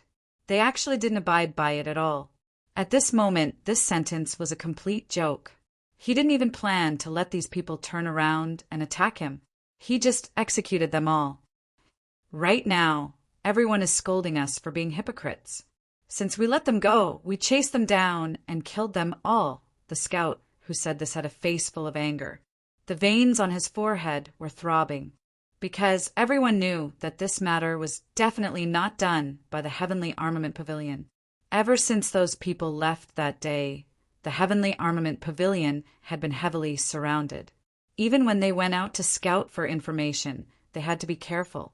They didn't dare to act rashly, for fear of being caught carelessly and affecting the overall situation. What's more, they killed their former comrades on such a large scale. What's more, it was such a scattered massacre.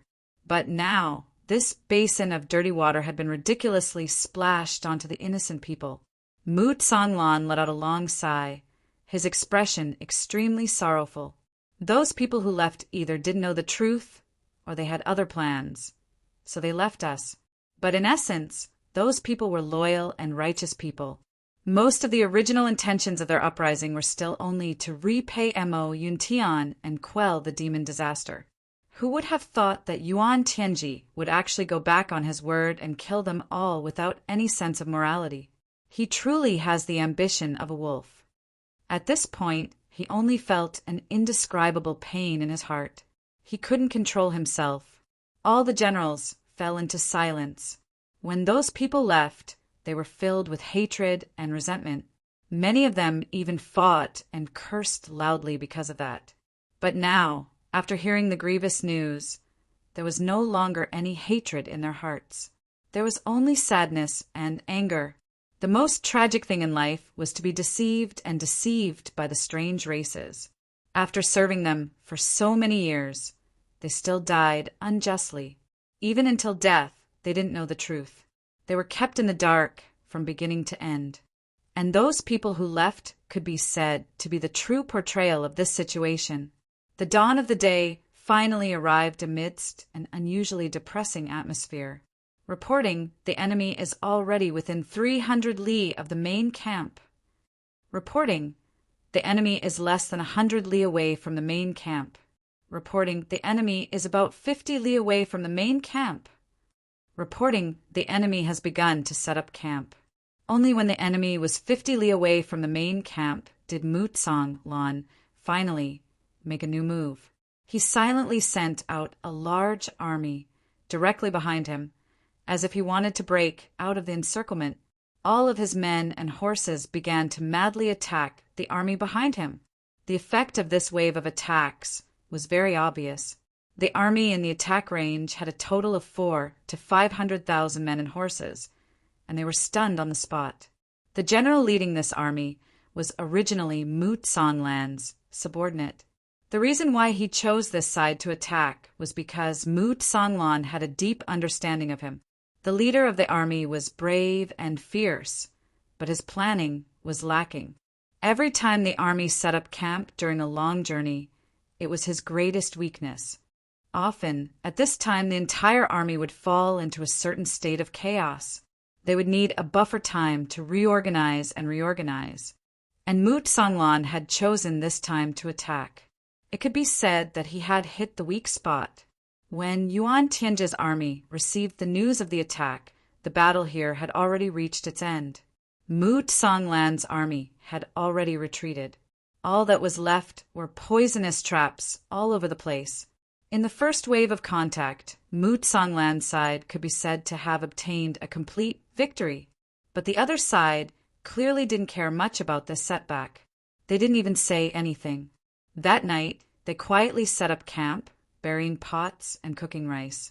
It was an unprecedented tranquility, as if nothing had happened.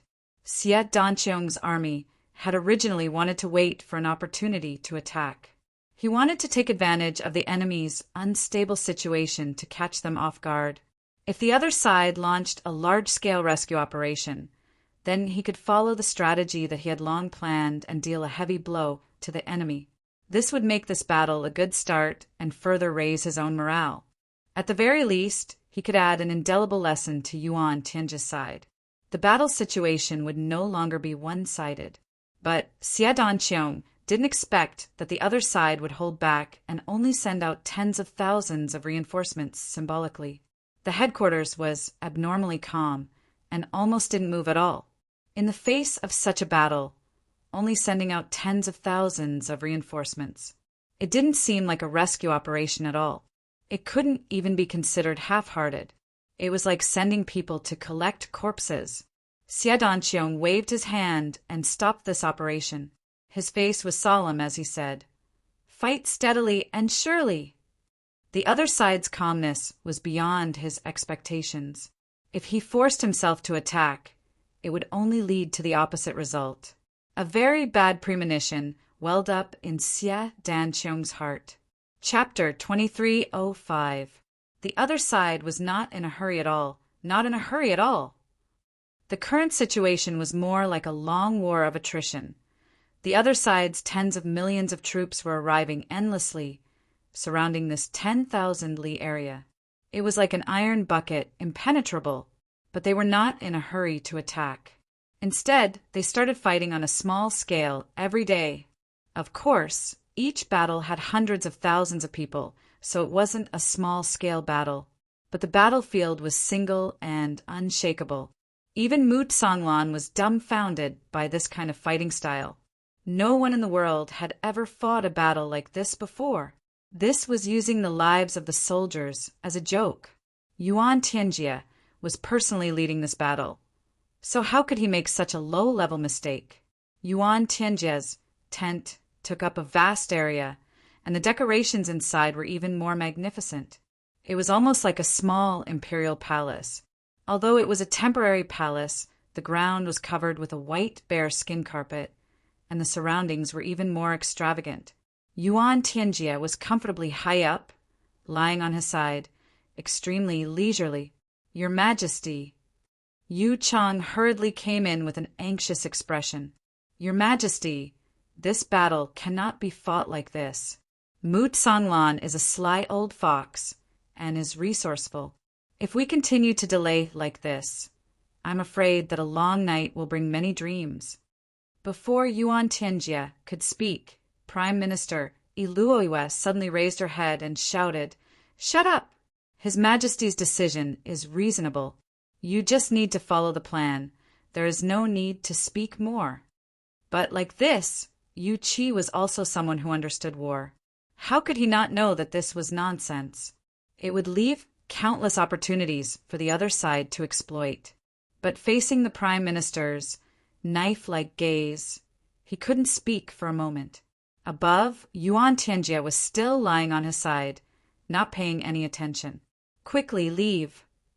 Iluoiwe shouted sternly, "Yes, yes, yes, yes." Yu Lai lowered her head and left gloomily. "Didn't you say? His Majesty is inside. No one is allowed to disturb him?" Iluoiwe shouted coldly. "Who is on duty outside?" "This." The guard at the door was uneasy. "This lowly one thinks that Marshal Yu must have something important to discuss with His Majesty on the battlefield. This, drag him away! Execute them."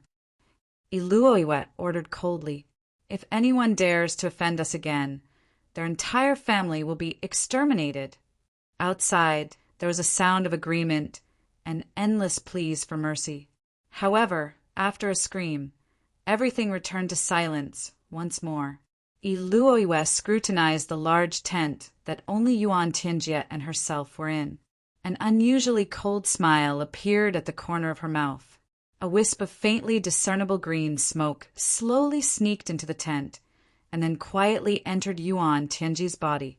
Heavenly Emperor Mo Yun, who had been lying on his side, finally sat up at this moment and coughed softly. Although it was only a soft sound, it was filled with an inexplicable majesty. Iluoiwe narrowed her eyes and smiled. "Your Majesty, you have gained a lot this time, right?" Yuan Tianjie smiled faintly. He stood up and slowly walked around the large tent a few times. He said, "This time this emperor's origin spirit left my body to collect the murderous aura contained in the remnant souls. It is indeed quite effective, allowing my injuries to recover a little. I believe that if I do it a few more times, my injuries from before will improve greatly." Iluoiwe said, "The war has just begun. There is still a long way to go. Your Majesty need not be impatient. You should focus on your divine body. As long as there is merit, not only will your injuries improve, even a complete recovery will not be difficult. There are so many people in this Heaven Imperial Court." Huh. The white-haired and stooped old prime minister's laughter at this moment seemed particularly wretched and vicious.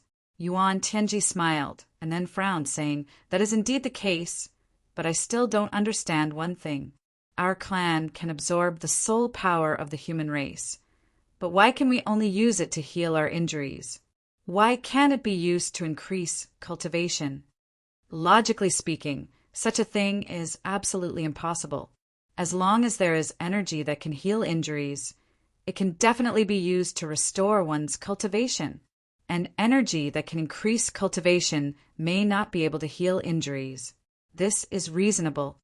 Yuan Tianjie frowned and thought hard. This reason is really puzzling.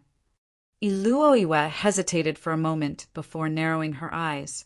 "Your Majesty, I think I may be able to give you an answer to this." Yuan Tianjie frowned. Oh, the Heavenly Demon Clan had been puzzled by this question for generations. Iluoiwe actually had an answer here. Cough, cough. Iluoiwe coughed a few times, as if she found it difficult to speak. "These years I have been researching this topic. For this, I have killed more than 3 million humans. Apart from humans, I have also killed more than 3 million clansmen." Yuan Tianjie's expression did not change at all. His emotions did not seem to fluctuate at all, and he merely hummed softly. "Oh, I compared these bodies from front to back. Every inch of them was carefully compared. In the end, I couldn't find any differences. In the end, I dismembered the living people and experimented on their bodies to find the differences. Finally, I found out that although the structure of our clansmen looked the same, there were still differences in the bones. We are able to absorb their soul energies to heal our injuries, but we cannot increase our cultivation. This is the most likely reason." Iluoiwe said. Yuan Tianjie's interest was immediately piqued when he heard this. He asked, "Tell me specifically, what exactly are the differences?" Iluoiwe had killed almost 10 million beings for this research, and even used corpses for comparison. The cruelty was enough to make one's hair stand on end. And yet, Yuan Tianjie did not feel that anything was wrong. Instead, he was very interested. When humans are filled with negative emotions such as fear, and pain, something special would appear in their bodies and blood. But we sky demons do not have such changes. Iluoiwe frowned. "I once implanted such things into the bodies of my clansmen, but it was useless. I can only conclude that such things are unique to humans and cannot be replicated. Another thing is that the structure of the human brain is slightly different from our clansmen's. The third difference is that the so-called immortal elites would have their souls formed after their physical bodies died, and their souls would be completely different from the demon embryos that we sky demons form under the same circumstances. There is a fundamental difference. The demon embryos that our clansmen form when they are on the brink of death are filled with the aura of destruction, while the human embryos are filled with vigor. Even the weakest of souls are brimming with life. Iluoiwe spoke slowly. With so many differences, we can be sure that while we can use the soul strength of humans, it is only limited to making up for our own shortcomings and healing our injuries.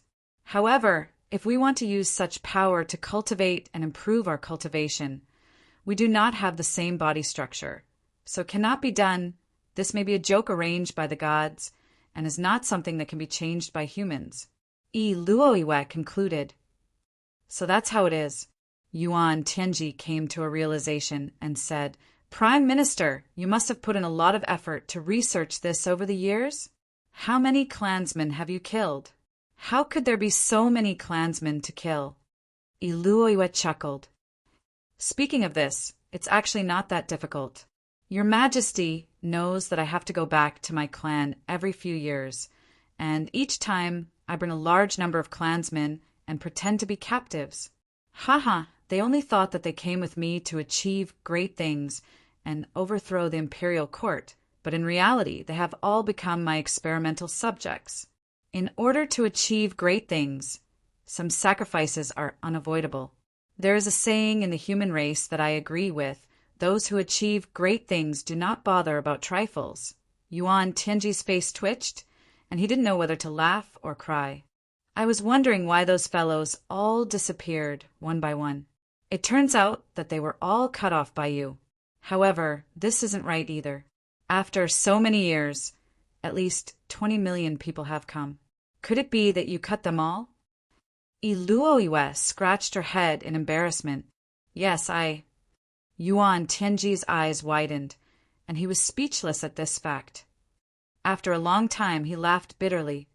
No wonder you didn't dare to say anything about this and always tried to cover it up and change the topic, so you really killed them all. Sai, this is really a troublesome matter. That's the nephew of His Majesty the Sky Demon King, and the grandson of the Western Heaven Demon King. You are really audacious. Iluoiwe lowered her head and also laughed bitterly. This is also very hard to say. In order to make the results of the experiment comprehensive, we can't find anything from the bodies of ordinary sky demons. Only these direct descendants of the demon kings can represent the origin of the demons and see the difference more clearly. I only found out that there were such people after I killed them. Sai, these demon king majesties, each and every one of them wanted their own grandchildren to develop themselves and make great contributions anonymously. Then, when they asked for rewards, they would give them a surprise. But they didn't know that this would only harm me. Iluoiwe sighed. You were the one who killed them first. Yuan Tianji glared at him and said with a headache, Okay, let's put this matter aside and don't mention it again in the future. When I see the two demon kings in the future, I'll directly say that they died in battle. As for this discovery, let's never mention it again. Iluoiwe nodded. Also, their coffins of martyrs still need to be prepared and sent back when the time comes.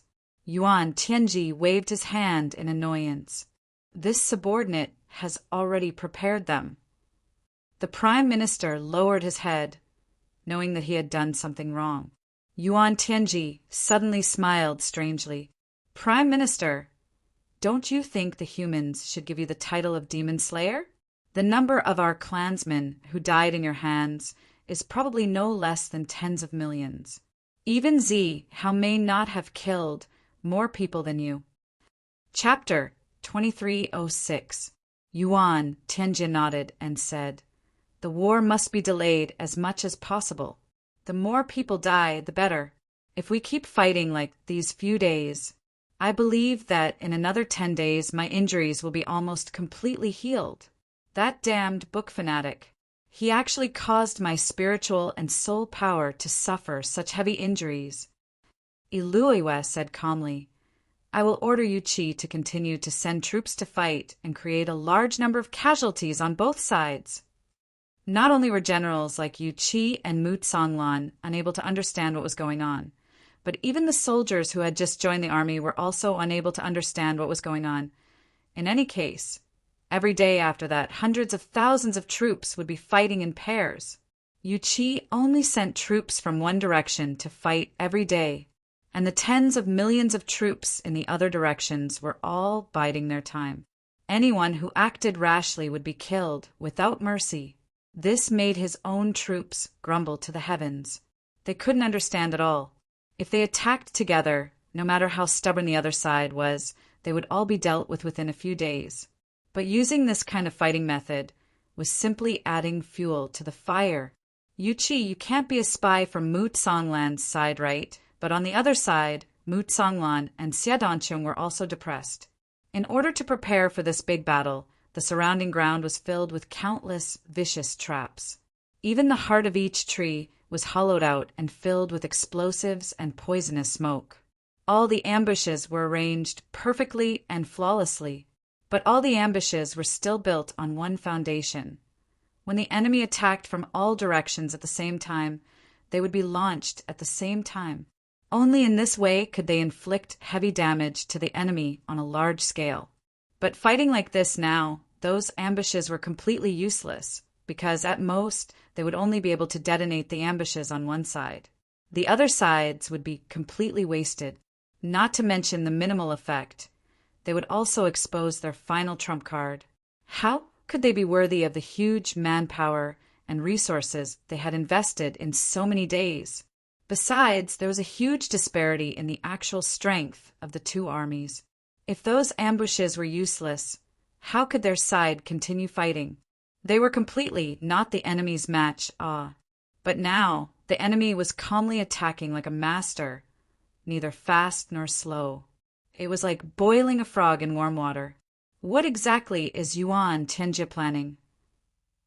Mu Songlan frowned and paced back and forth in the commander's tent. It's not a large-scale attack, nor did they send out experts to attack. Every day, they use ordinary troops to attack our elites. It's simply sending them to their deaths. Could it be that they want to borrow my hand to destroy Mo Yuntian's military power? But that shouldn't be the case. As long as he was still the Celestial Emperor, all of this power belonged to him. How could he sacrifice all of this power? But if that wasn't the case, then why? I don't get it. Even though Mu Songlan had followed Yuan Tianming for 1,000,000 years, he was still completely confused. Xia Danqiong sat quietly at the head of the table. He didn't say a word. He looked like a stone statue. In his heart, he was thinking about the strange battle situation over the past few days. He faintly had a guess. However, there were too many things happening at the moment. He could not figure out what exactly had gone wrong. Reporting, Yu Lai has sent people to attack again. Mu Songlan let out a long sigh and said, "Let General Luo lead the troops to meet the enemy. General Ho has fought for an entire day today, and the soldiers are already very tired. Withdraw and rest well." The messenger received the order and left. Not long after, the sound of fighting could be heard from outside. The sound shook the surroundings and lingered on. Mu Songlan's face was even more worried. He sighed and said, "This battle is really terrible. No matter who wins or loses in the end, the ones who die are actually my Mo Yuntian's great men. But now we have no choice but to fight. What's happening in front of us is really regrettable." A general beside him also nodded repeatedly. If the souls of the heroes who died in the battle on the other side know that they died for the sake of the heavenly demon, even if their souls return to the spring, it would be difficult for them to feel at ease. "What did you say?" Xia Danqiong, who was thinking, suddenly stood up. He looked at General Ma, who had just spoken. His expression was somewhat frightening. General Ma was shocked by Xia Danqiong's sudden reaction. I didn't say anything, hero soul, spirit, spring." Xia Danqiong only felt a flash of inspiration in his mind. He instantly remembered the scene of the fierce battle with the heavenly demon on the Chongtian continent. He couldn't help but pat his forehead and said, I see. The truth is actually so simple. I actually only thought of it now. Chief, have you thought of something?" Mu Songlan's eyes were dignified. The reason why Yuan Tianjie didn't attack and only used a small-scale battle, I think I already know. Xie Danqiong said slowly. Oh, then what's the reason? Is there a hidden conspiracy? There is indeed a hidden conspiracy, but it has nothing to do with the battle. In the rebellion of the 7 kings, although Yuan Tianjie killed the 7 kings, he inevitably suffered heavy injuries. Xie Danqiong said slowly, I heard that if the heavenly demon's divine soul is damaged, he can use a large number of human souls as a sacrifice to absorb soul energy to heal his own injuries. Now, it must be because Yuan Tianjie's own soul is damaged and can't recover in a short time, so he used this method of using human souls to heal himself. If it really was a large-scale battle, although more people would die, Yuan Tianjie may not be able to absorb a large amount of soul energy. He can only watch as a large amount of soul energy is lost. Now it's only a small-scale battle, and the location is relatively close.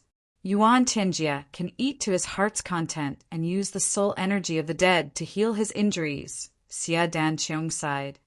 I should have thought of it.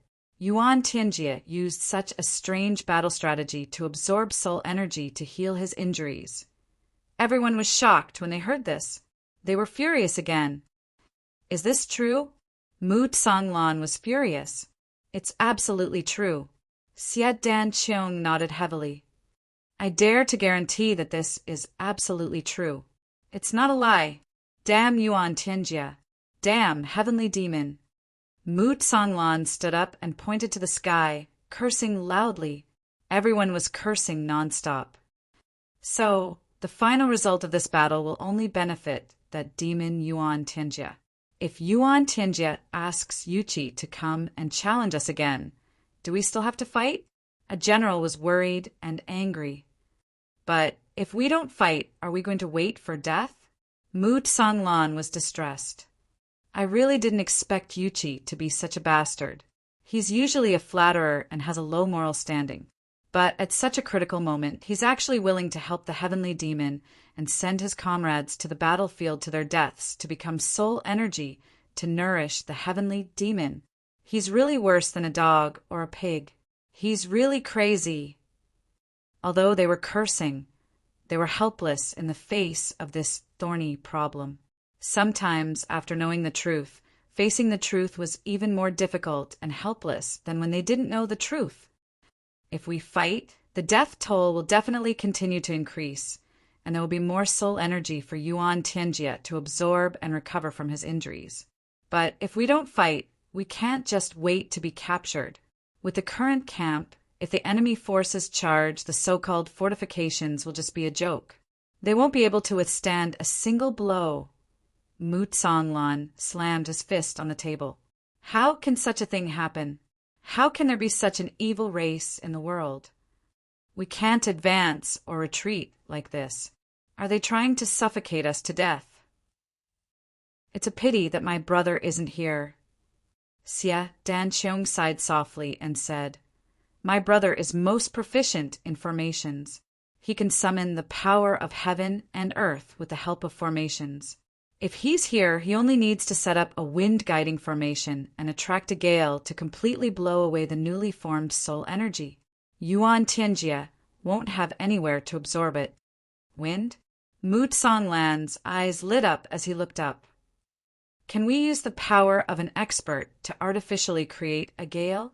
Will this be effective? Mu Songlan asked.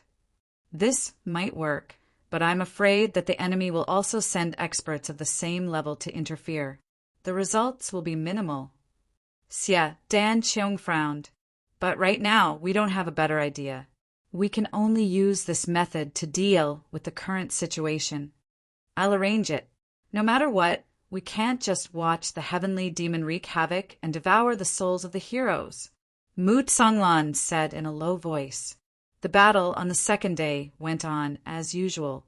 However, there were a few more ambushers in the sky. A few saints under Mu Songlan's command stood high up in the sky. When the battle started, they seemed to have gone crazy. Each of them swung the branches of a large tree to create an artificial gust of wind. The sound was terrifying and deafening. It blew sand and stones into the air and made people lose their balance. Could it be that these people are so bored that they have nothing better to do? Have they become stupid? Yu walked out of the tent and looked up. He was puzzled. Waving a tree to create a gale. Can it kill people? What a joke! The people around him laughed. Commander, it seems like Mutsongland's side is about to collapse. They actually did something so bizarre. They really don't know what they're talking about. Ha ha ha. Yu Qi also laughed heartily. Just as he was laughing, the Prime Minister's gloomy voice suddenly sounded by his ear. Immediately send people to chase those crazy fellows up there away. The sooner the better. Immediately. Yu was stunned. What was going on? What kind of explanation was this? Could it be that when the other party was crazy they had to follow suit? This. Waving a tree was just whipping the air, but it was really crazy. What are you waiting for? The Prime Minister's tone was extremely strict. You shuddered. He did not dare to delay and immediately ordered, "Quickly send a few experts to chase those fellows in the sky away." The generals, who were laughing, suddenly froze. What? They want us to go crazy too? There's something going on today. A book friend from Sangzhou brought his father to Jinan to see a doctor. They encountered some difficulties and contacted me. I'll go to Jinan Provincial Hospital. I'll make up for it tomorrow. Chapter 2307. What? You want us to go and have a stroke too? Didn't you just say that those people were idiots? Now you actually changed your mind and want us to go and be idiots too. And you changed it without batting an eyelid. First, you scolded them for being idiots, and then you told your subordinates to go and have a stroke too? Just this level. Compared to Commander Mu in the past, the difference was not just a little bit. The difference was like heaven and earth. Fuck, are you lie playing with us? Why aren't you all going? Don't make any mistakes. Yu Lai also knew that the difference in his performance before and after was too great. He was feeling a little embarrassed. Seeing that the generals were stunned, he couldn't help but roar in anger. Yes. Although the generals were cursing in their hearts, they had no choice but to obey. He was the commander now. If they didn't obey, it would be disobeying a military order. That was a crime punishable by death. No matter how afraid they were, they still jumped up. Hey, what the hell is going on over there? Hurry up and scram. Save us the trouble. Those people naturally knew what they were doing. It was of great significance. How could they be willing to leave? After a few words, the two sides really got into a fight. In an instant, the two sides of the battlefield were ignited at the same time. The people on Mutsongland's side knew what they were doing and naturally did their best to stop the Sky Demon scheme. But the people on Yu Lai's side didn't know what was going on. The purpose of the battle was especially unclear. This was undoubtedly a huge difference. Therefore, the consequences quickly appeared. Often, after the strong winds from both sides were released, they were cleverly guided to the sky above the battlefield.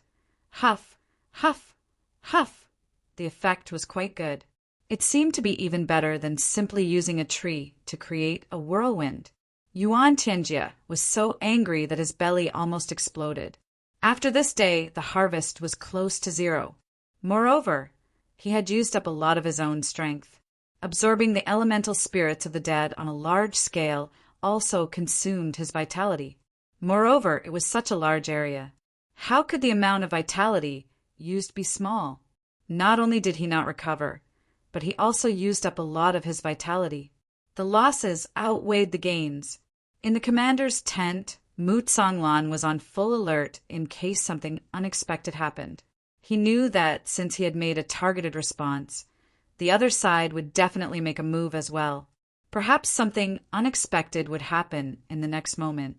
Therefore, he and a few other experts with high enough cultivation had long been fully prepared, ready to attack at any time.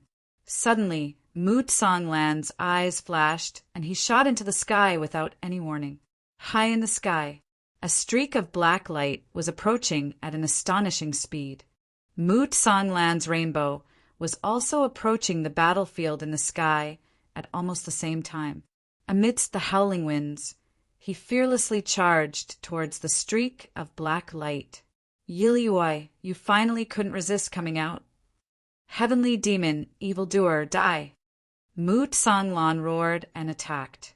He didn't even give the other party a chance to reply, and his first move was a killing move. Clearly, he was full of killing intent. The streak of black light coming from the opposite side was Yiliuai. His goal was very simple and pure, which was to disrupt the battle. He didn't expect to encounter Mu Songlan's powerful attack so quickly. Mu Songlan laughed strangely and met the attack head-on without showing any signs of weakness. The two of them rolled and rolled in the air, their astonishing attacks colliding with each other. The power of their attacks intimidated everyone present. This was already a clash between the top super experts. The impact was naturally different from the others. However, in such an intense battle, 7 or 8 people from Yiliuai's side rushed out at high speed. On Mu Songlan's side, except for Xiedanqiang, the other experts rushed forward like crazy. The battle below was fierce, and so was the battle in the sky. And in the so-called high in the sky, there was a group of super experts at the peak level fighting in an even more explosive manner. This battle was truly so intense that the sky changed color and the sun and moon dimmed. Everyone was a top expert and rarely got injured.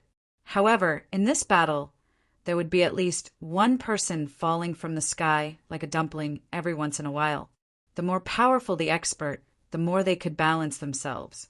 Naturally, it was less easy for them to fall.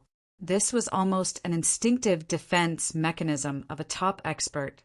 However, once they fell from the sky like a meteor without any room to struggle, it proved that this person had suffered a fatal injury, and falling like this was tantamount to certain death. There was no room for luck. But no matter what, Yuan Tianji's plan to absorb the power of the soul to heal his injuries, like before, had completely become empty talk. The experts from both sides continued to fight with their lives on the line. At the beginning, everyone was still paying attention to stopping the wind or controlling its flow. Later on, when they were fighting excitedly, they no longer cared about these things. Suddenly, a gust of wind blew from left to right, followed by a tornado from top to bottom, then from north to south, from south to east, from east to west. The entire sky above the battlefield was filled with the howling of the hurricane. The sole power of the people who died below was almost instantly blown away without a trace, completely dissipating into thin air. Suddenly, Mu Songlan let out a loud roar. He raised his head to the sky and howled. His body rose into the air and his 2 hands suddenly danced at a crazy speed, transforming into a tornado that stabbed into the ground. The point of impact was a large mountain to the left behind. Mu Songlan rushed down like a bolt of lightning and grabbed the mountain with one hand. The entire mountain began to tremble without any warning. Then, with a loud boom, the mountain range that stretched for 150 kilometers collapsed. Mu Songlan roared as he soared into the sky. In his hand was a large sword that was about 100 zhang long and several tens of zhang wide. Or it should be said that it was a large iron rod. With a single grab, he was able to extract all the metallic substances contained within the entire mountain and fuse them into a ball. With one grab, all the metal automatically gathered to form a large sword. The power of this large sword was unknown for the time being, but this large sword was at least hundreds of thousands of kilograms. This large sword that weighed hundreds of thousands of kilograms flashed with a dazzling light. Mu Songlan grabbed the large sword hilt with both hands and charged into the sky like a meteor, smashing it down towards Iluoyue's head. Yes, smashing down with the rod. Iluoyue let out a strange cry and retreated in a flash. Mu Songlan, you are also a famous person. How the fuck do you fight like this? When experts exchanged blows, they had their own rules. When one's strength reached their level, they would mostly use their own special martial skills and techniques to create an opportunity for victory. But to fight like Mu Songlan, who relied purely on his own brute strength to activate a giant weapon, was not something a martial artist could do. Of course, fighting in this way was unparalleled and could give one an absolute advantage in a short period of time. But there was a limit to one's strength. No matter how strong an expert was, they could not wield such a large weapon for long unless they could quickly defeat their opponent. But at the level of Mu Songlan and Iluoiwa, if one side deliberately dodged while the other wielded such a large weapon, it was impossible to survive. Unparalleled power also meant that it was large and unstoppable. In a battle between super experts, one of the most important factors was endurance. If you were to wield such a heavy weapon, you would definitely not be able to sustain it for long. As long as the battle dragged on, your yuan qi would inevitably be greatly exhausted. In such an atmosphere of a battle between experts, every bit of yuan qi was precious. Recklessly exhausting one's yuan qi would not yield any results. It was truly an act of seeking death. But at this moment, such an inappropriate attack might not be ineffective. Mu Songlan slammed his staff down again and said angrily, "I'll smash you to death, you demon!" Iluoiwa did not dare to take it head-on. Using her movement technique, she leaped into the air again and safely dodged.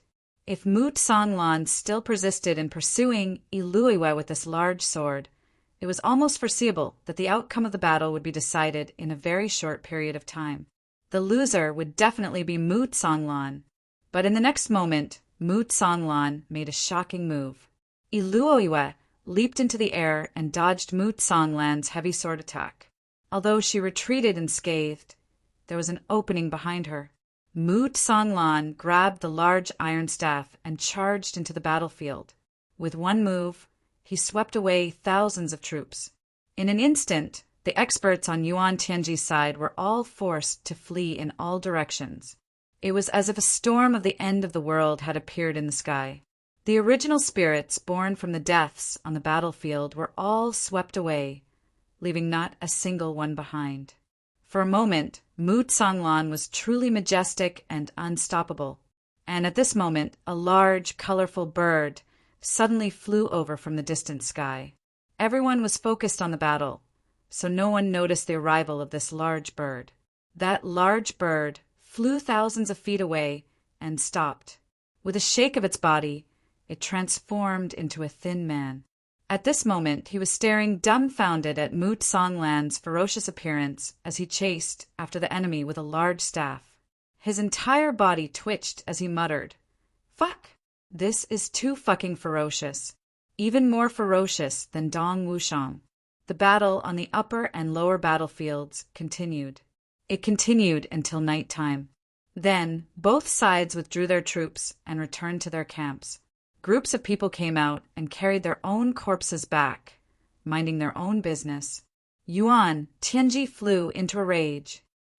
"I called you out for the purpose of chasing those people away. Not for you to fight. All of you are so fucking excited. Is it fun?" The experts who went out to fight all had tears in their eyes as they cursed in their hearts. "Your Majesty, what the fuck are you saying? If we don't fight, how can we chase them away? And we're fighting in high spirits. So many of our people died. Who fucking said it was fun? Was it that fun? This is fucking playing with our lives, alright?" Chapter 2308. Dan Qiong had never been so impatient since he started leading the army. And the army, Xie Dan Qiong had always set an example. What was wrong with him today? The messenger was startled, but he didn't dare to ask. Instead, he used his qinggong and rushed to the kitchen. The chefs were almost scared to death by his sudden appearance. Not long after, the first dish was served. The two of them had already drunk 2 jars of wine each. "Tell me, what do you want to do by coming here for no reason?" Xie Danqiong squinted. At this moment, the steady and confident image of a noble had completely disappeared. He sat crookedly on the ground with his collar open. Rue Butong drank with dark eyes and said, "Why would I come here for no reason? I heard that your place is very fun recently, so I came to play with you." Xie Danqiong was touched. He knew that Rue Butong saw that he was in danger and hurried over to help. He was touched, but he said, "You bastard, you only know how to play. Is this fun?" Rue Butong smiled and tore off a chicken leg, putting it in his mouth and chewing. Xie Danqiong thought of something and suddenly laughed. "Thief, you're nibbling on chicken feet. Aren't you nibbling on your own claws?" Rue Butong was furious. "Don't call me thief." After a pause, he shouted, "You're talking nonsense. Fart, fart. You're a phoenix, not a chicken." Xie Danqiong smiled. "But you're on the ground now. As the saying goes, a phoenix on the ground is not as good as a chicken. Hey, that means you're not as good as it. How can you compare to it?" He pointed at the chicken head that had been torn into pieces. Rue Butong screamed, his hair standing on end. "Xie Danqiong, do you want to fight? How am I not as good as a chicken?" Xie Danqiong laughed. "Haven't you had enough of being beaten? Let's fight. Come on." Rue Butong then remembered that he was no match for him. He said dejectedly, "I knew you were up to no good. You want to fight, but I won't let you do it. I won't let you feel good. What can you do?" Xie Danqiong laughed.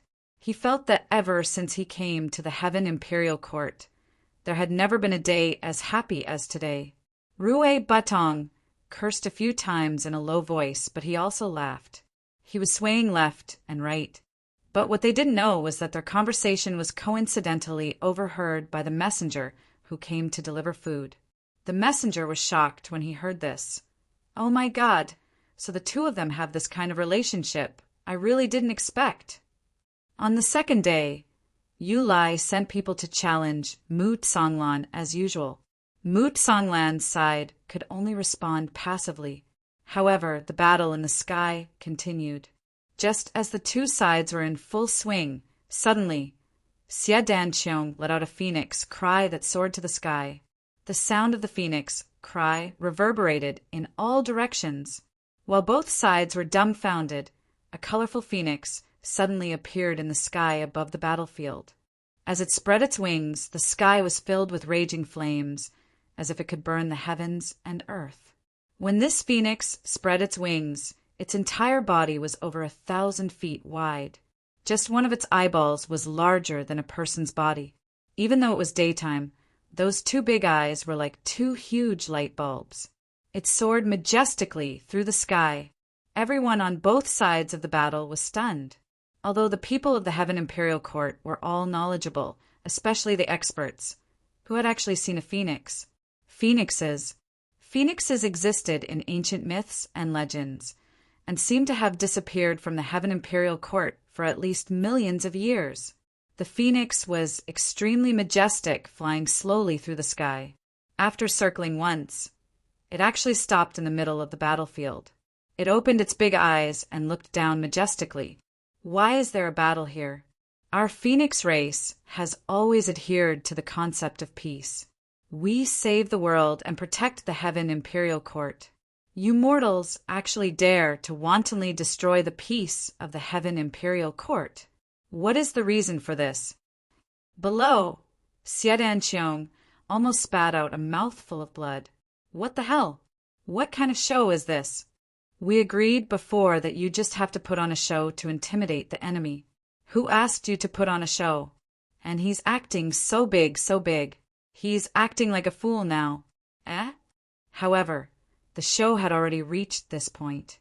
He couldn't possibly take the initiative to destroy it, right? He could only brace himself and continue acting according to the script. Xie Danqiong pinched his nose and shouted, "Lord Phoenix, please allow me to report. It's not that we want to disturb the Heaven Imperial Court, but the enemy's leader is the reincarnation of the extraterrestrial demon who wants to destroy the Heaven Imperial Court. Our original intention of starting this war was to slaughter the demon and pacify the Heaven Imperial Court. We really have no choice." The phoenix in midair turned its head and said, "Oh, extraterrestrial demon? Then its wings spilled out flames. It stretched its neck and sniffed a few times. Then it said calmly, what you said makes some sense. I was wondering why there was such a strong demonic aura here.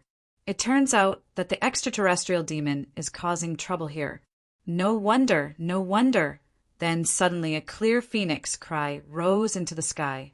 It shouted, "Extraterrestrial demon clown, why don't you hand over your life to me? Don't you dare disturb the heaven imperial court again." It flapped its wings and flew in the direction of Yuan Tianji's camp. Xie Dan Qiong was stunned in his own camp. Then he beat his chest and stamped his feet. He was really in so much pain that he wanted to die. "Big brother, the script didn't say this, okay? This show can't be played like this. This is too melodramatic. Who told you to slaughter the demon directly? Do you really think that you are invincible as a phoenix? Aren't you fucking harming people? You want to kill me." Xie Dan Qiong's heart was filled with tears, but he still had to put on a longing expression. That big phoenix cried out and rushed into the camp in an instant with flames that could burn the world.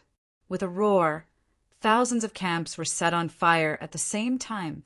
Raging flames soared into the sky. This was not an ordinary fire. It was the nirvana fire that Rue Butong had deliberately scattered. This kind of fire was said to burn everything. It would burn if it touched it. It would burn if it touched it. It could even burn you to death. The fire instantly soared into the sky. The little remaining soul power in the air was instantly burned up by this fire. At this time, Yuan Tianji's primordial spirit had turned into a layer of faint black smoke, quietly hiding in the sky to secretly absorb the soul power. With such a sudden change, he was almost engulfed in the raging nirvana fire. He hurriedly turned into smoke and escaped, returning to his body. His face was already purple with anger. Although he was lucky to escape unscathed, some of his vitality was still damaged by the fire. The efforts of these days were all in vain. In these 2 days, although Mu Songlan and the others had caused trouble, there were still some remnants of his primordial spirit that survived. It was not to the extent that he couldn't absorb any. Moreover, those that survived were all relatively strong primordial spirits. Using such primordial spirits to heal injuries would be more effective. But this inexplicable phoenix came out of nowhere and burned them all to ashes, leaving not a single drop behind. It even directly consumed the power of Yuan Tianji's primordial spirit. How could Yuan Tianjie not go crazy with anger? Where the hell did this evil creature come from? It's really inexplicable. Yuan Tianjie no longer cared about the demeanor of a celestial emperor. He stomped his feet and cursed. Seeing that the phoenix was still wreaking havoc in the sky with raging flames, Yu Lai hurriedly ordered an attack. But that phoenix flew so high that normal attacks had no effect at all. Yu Lai had no choice but to order the experts to cross the sky and attack. Then, one by one, figures flew into the sky like meteors and attacked the 1,000 feet tall phoenix. "Evil creature, stop pretending to be mysterious. I did this for you to slay the demon. You don't know what's good for you and actually attacked me? Where is justice?" Rue Butong said angrily. "How far are you going to be deceived by the heavenly demon? Do you really not have brains? Or is there mold in your brains? Can't you see that the heavenly demon instigated you to fight in order to cause more damage and to absorb soul power to strengthen yourself? Evil creature, stop talking nonsense." Iluoiwa rushed up like lightning. This phoenix's eyes were really sharp. It could even see this. They definitely couldn't let it continue. Of course, if the same words came from Mu Songlan's mouth, the effect would be completely different. He could even bite back, saying that Mu Songlan was slandering and distorting the truth. But coming from the mouth of this majestic and awe-inspiring phoenix, it was too effective. Golden dragons and phoenixes were super existences worshipped as divine beasts in this world. Although with Iluoiwa and the others' tyrannical cultivation, they didn't care about divine beasts or not. But one had to know that in this world, people at the bottom were still the most numerous. Didn't they use the lowest level of public opinion to attack Mu Tsanglan before? If the other party also used the same method and did the opposite, Iluoe didn't dare to let this phoenix continue. She immediately attacked fiercely. Every move was a killer move with the intent to kill. Instantly, Rue Butong was battered and exhausted. His original intention of coming here was just to show off and help Xiadanqiong. Even if it was a one-on-one fight, his strength was still not a match for Iluoe. In fact, the difference was huge. Not to mention that the other party had a lot of experts helping her. In just a few exchanges, this phoenix that was still incomparably majestic a moment ago seemed to have changed beyond recognition. After a while, feathers flew everywhere and a shrill cry sounded. Everyone's jaws dropped to the ground. This phoenix's appearance was so flashy that they really thought it was an invincible divine beast. Who would have thought that with just a few moves, it would be beaten into this state? Even if the people besieging you were all top experts of Tianke, even if the number of people was a little high, you should at least show some semblance of a divine beast, okay? Okay. Rue Butong was finally anxious. His eyes turned, and he roared, "You've bullied me too much. This is my first time in the world, and I don't want to kill easily. But this group of ignorant people is targeting me like this. I'm going to use my killer move. Burn heaven and earth and Tianke." Chapter 2309. The demonic phoenix was going to use its killer move. Everyone was stunned when they heard this. They subconsciously wanted to take a defensive stance to deal with the upcoming killing move. Naturally, their attacks slowed down involuntarily. The demonic phoenix was going to use its killer move. This was extraordinary. A phoenix that had not appeared for millions of years. Just the thought of it was terrifying enough. Would they be able to withstand it? They had no confidence. They should prepare to defend with all their might. If they died here, then it would be too unjust. As they thought about it, the phoenix let out a long cry. Its entire body suddenly emitted white flames. Whoosh! Iluoe was the first to retreat more than 100 meters. Her expression remained unchanged, but her heart was pounding. Humans might not be important, but as a heavenly demon, he still had many misgivings about the legendary Phoenix clans, Nirvana Flame. Otherwise, he would not have come up with so many plans to kill all the Divine Beast clan. In the raging flames, the Phoenix let out a long cry, "Ancestors! Today I'm going to start a massacre." Its voice was full of melancholy. However, the feeling of being pretentious was even more intense. Everyone's heart beat even more inexplicably with fear. They all increased their vigilance, once again, trying their best to increase their defensive power from the previous 100% to the limit of 120%. They also displayed all their secret defensive techniques, intending to resist the upcoming world-destroying attack. Then they saw a red light flash. The timid ones couldn't help but let out a scream or a cry of surprise. Everyone rubbed their eyes at the same time. What was going on?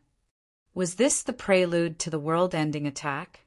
He saw that the phoenix had actually made a feint, and those two huge wings were gathered on its back.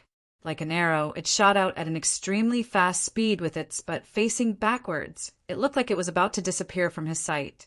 This guy was bragging so much, scaring everyone into a daze. Then he actually ran away, and it ran so fast. While everyone was dumbfounded, he had already disappeared without a trace, like a wisp of smoke. What the fuck was going on? Everyone, including the heavens and the earth, all stared at it with their eyes wide open. Millions of people had the same feeling. Then, everyone only thought of one word. Fuck! Fuck! Millions of people blurted out. This holy shit was truly world-shaking. Since ancient times, no one had ever been able to say these two words in such a majestic and mighty manner. Moreover, it was able to shake mountains and uproot high peaks, causing sand and stones to fly. It was probably the first time that someone had ever said these two words in such a majestic manner. But this time it was unprecedented. There was still such a divine beast existing between heaven and earth. Those experts who had circulated their yuan qi and used all sorts of methods to defend themselves were all dumbfounded. They didn't know how to react. Two of them who had forcefully raised their yuan qi to the limit and used secret methods to save their lives spat out a large mouthful of blood because of the sudden change in front of them. The lethality of this attack seemed to be really great. On the ground, Xie Danqiong, who knew the inside story, covered his face in extreme pain. This is so embarrassing. This is so fucking embarrassing. Brother, I wanted you to intimidate others, not to embarrass yourself. Now this was just great. Xie Danqiong immediately raised his head with a straight face. There wasn't the slightest trace of panic. That's right. As long as I don't expose that Rue Butong is that phoenix, then everything will be fine. While others don't know, I must keep this matter strictly confidential. That phoenix and I, cough cough. I don't know him at all. Who is that phoenix? I don't know him. I don't know. That's right. We don't have any relationship at all. Xie Danqiong solemnly looked around and said, cough cough. Everyone heard it just now. Even Lord Phoenix said that Yuan Tianji is a demonic demon. He started the war to collect the Yuan spirits of our race's experts and strengthen himself. That's it. Everyone nodded, like chickens pecking rice. Why do I feel that Xie Danqiong's words are lacking in confidence? Shouldn't he be full of confidence? Misconception. It must be a misconception.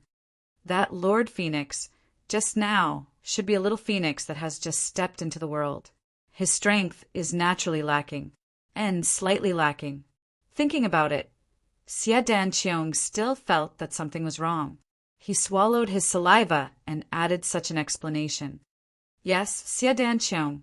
A guy said seriously, it's definitely a little phoenix that hasn't reached adulthood yet. He was besieged by so many people. Can't he just run if he can't win? Just now, when he spread his wings and flew high, I paid special attention to the phoenix's lower body. I saw that. That's right, that's a male phoenix. A male phoenix. And it's indeed not fully developed yet.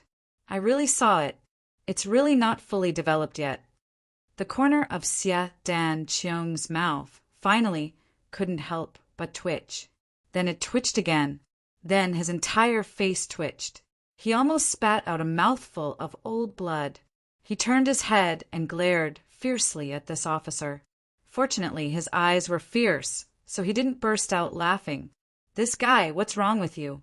Why do you have to pay attention to that part? And you can observe it in detail and comment on it. It's fine if you don't know about it. Why do you have to publicize it? Bastard, bastard. And that damned Rue Butong, he's a complete idiot. You said that you transformed into a phoenix and spread your wings. It's indeed very mighty. But who would have thought that when you were mighty and beautiful, your lower body would be exposed? I'm going crazy. Even if I'm not crazy, I'm going to vomit blood. Xie Danqiong returned to the big tent. He fiercely picked up the water sack and gulped down the water in it. Then he wiped his mouth. Then he unwillingly and ferociously blurted out some vulgar words. His handsome face was tangled to the extreme at this moment. The guard in front of the door looked down and stood there majestically. He didn't move, but his heart was filled with endless shock. Chief Xie didn't seem to have said a single vulgar word, even when he was facing a desperate situation 2 days ago. He always had a graceful and elegant demeanor. But I don't know what happened these 2 days. He's very different from his usual self. Not only can he call himself, even those words like fuck and fuck are easy to say. It's as if it's going to develop into a catchphrase. What's going on here? What's the special reason for Chief Xie to have such a huge change? Puzzling. Pondering. Deep in the night, Rue Butong returned to Xie Danqiong's independent tent in dejection. He was caught and beaten on the spot by Xie Danqiong. Rue Butong screamed miserably. He knew that he was in the wrong. He didn't even struggle, let alone fight back. He just took the beating silently. For a moment, the big tent was filled with sounds of violent beating. There was also a kind of extremely angry and tangled cursing that couldn't be suppressed.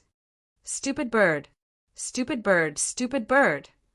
You're a fucking stupid bird.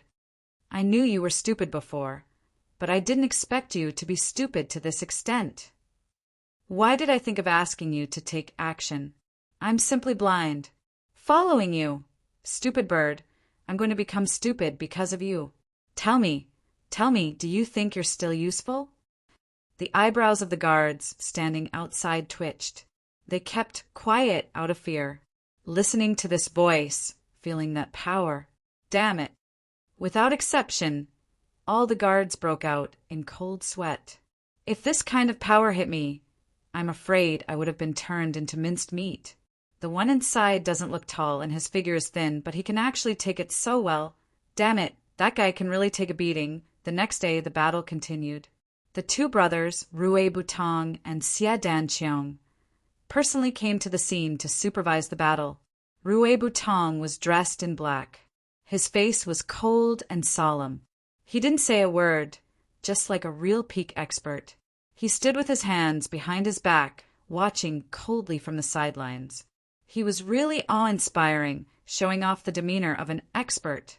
No one would have thought that this seemingly high and mighty super-expert was actually the mythical beast phoenix that was crazily fleeing with its but facing the sky and its lower body naked yesterday, just as the battle was getting intense.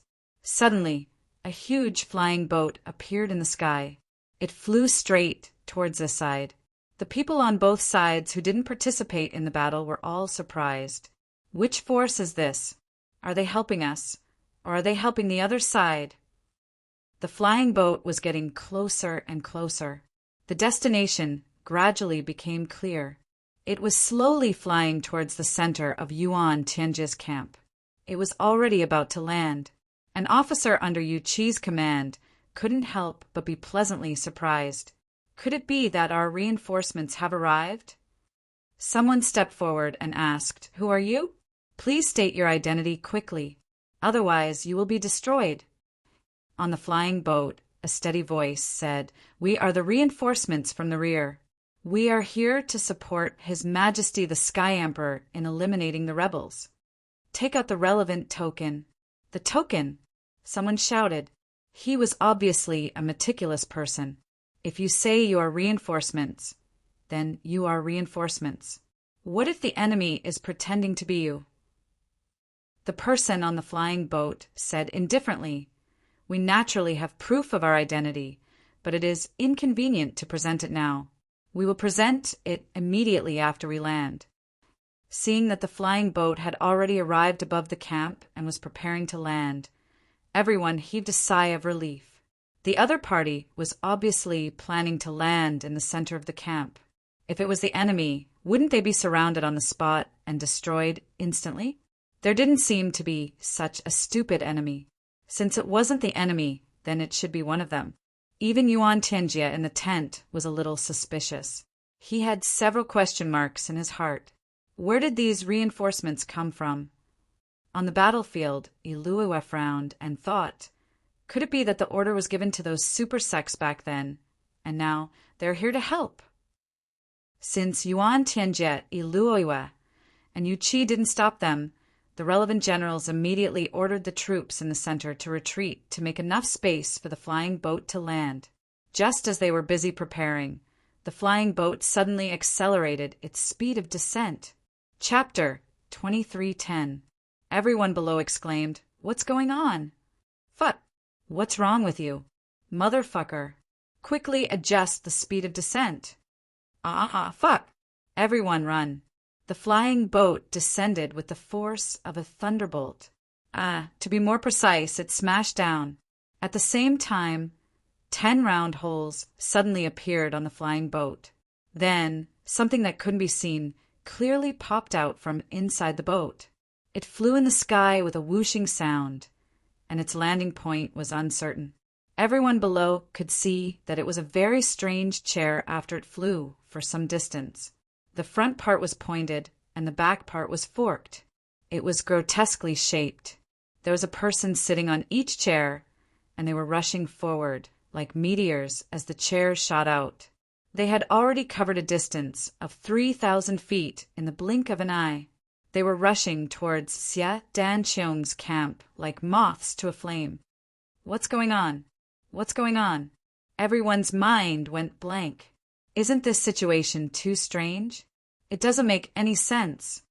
Then, the momentum of the chairs gradually weakened. The 10 people on them suddenly stood up at the same time. They kicked the chairs with their feet. Apparently, they were using all their strength to continue flying towards Xia Danqiong's camp. These people had already covered a distance of 2,000 feet, so they weren't far from the battlefield. These 10 people were obviously first-class experts. So, they had crossed the entire battlefield in the blink of an eye and had landed in Xia Danqiong's camp without anyone noticing. They had descended from the sky. The person in the lead was dressed in snow-white clothes. His face was gentle and elegant. He was tall and handsome. He looked very confident and at ease, especially that kind of steady and heroic bearing. It was as if the entire world was already in his grasp. He was extremely confident, and it really made people admire him. Xia Danqiong was shocked to see this unforeseen event. He was so shocked that he didn't know what to say. He stood there, and his whole body trembled. Hot tears almost gushed out of his eyes. That white-clothed man slowly walked out of the smoke and dust as he looked at the excited Xia Danqiong. He smiled gently. "Xia Danqiong, I'm here." Xia Danqiong's voice was trembling. He couldn't believe what he was seeing. "Mo Tianji, is it really you?" A look of excitement also flashed across Mo Tianji's face, but he forcibly suppressed this excitement. Then he smiled and said, "Brother, you're fighting tirelessly. So, how can I, Mo Tianji, not help you?" "Since it's my first time here, I don't have any good gifts to give you. I might as well give you a fireworks show. Enjoy it." As he spoke, he clapped his hands lightly. 50,000 zhang away, the airboat that was descending in the center of Yuan Tianji's camp suddenly accelerated again. Boom! Without any hesitation, he smashed it onto the ground. The weight of this flying boat was more than 1,000,000 jin, not to mention the fact that Mo Tianji had put other things in it. Smashing down like this, the sound it caused was enough to shake the mountains and the earth, causing the sky to collapse and the earth to crack. The soldiers of Yuan Tianji's camp near the place where the airboat fell were all shaken by this unusually powerful shock wave. They were sent flying in all directions. Some of the people who were close to the airboat bled from their 7 apertures on the spot. Many of the people with weaker cultivations were directly shaken to death on the spot. Even Xia Danqiong had clearly felt a strong tremor under his feet. Moreover, this sudden change had caught him off guard. Many large stones that weighed hundreds of jin in the vicinity also jumped up. It could be seen that the shock this time was very violent. However, Xia Danqiong was somewhat puzzled. Could it be that Mo Tianji had racked his brains to do this just to smash a few people to death? That would be a huge waste of an expensive airboat. Such a waste wouldn't be very effective. Looking at Xia Danqiong's doubtful eyes, Mo Tianji smiled faintly. He raised his eyebrows. Then he slowly used 2 fingers to cover his ears. Then he softly laughed and said, "The fireworks show is about to begin." Boom! Xia Danqiong's complexion changed.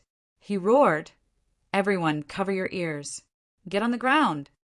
Xia Danqiong's voice hadn't faded away. The soldiers didn't seem to have reacted. Then they heard a truly earth-shattering sound. Boom! That airboat suddenly emitted a blazing white light. Then it exploded. At this moment, the world also lost its color because of this explosion.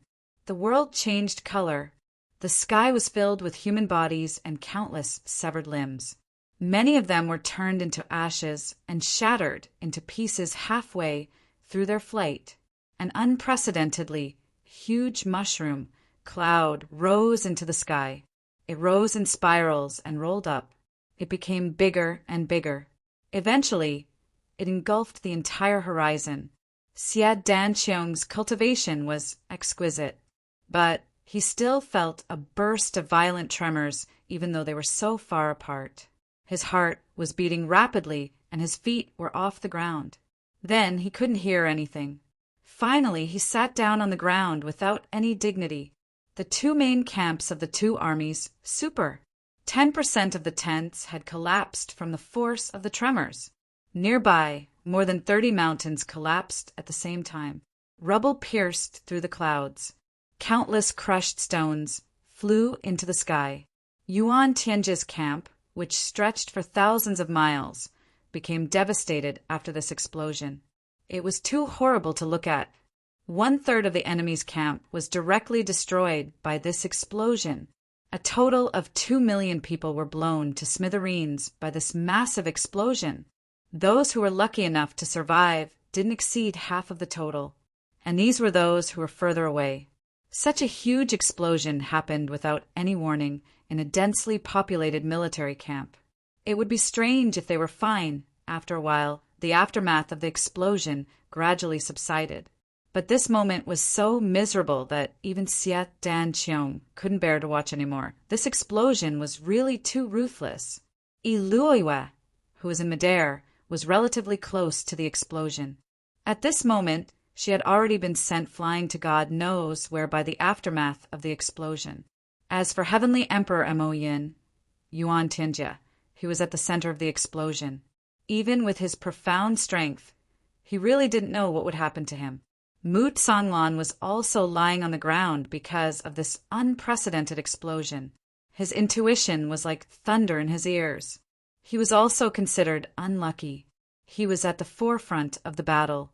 He was at the front and was directly affected by the aftermath of the explosion.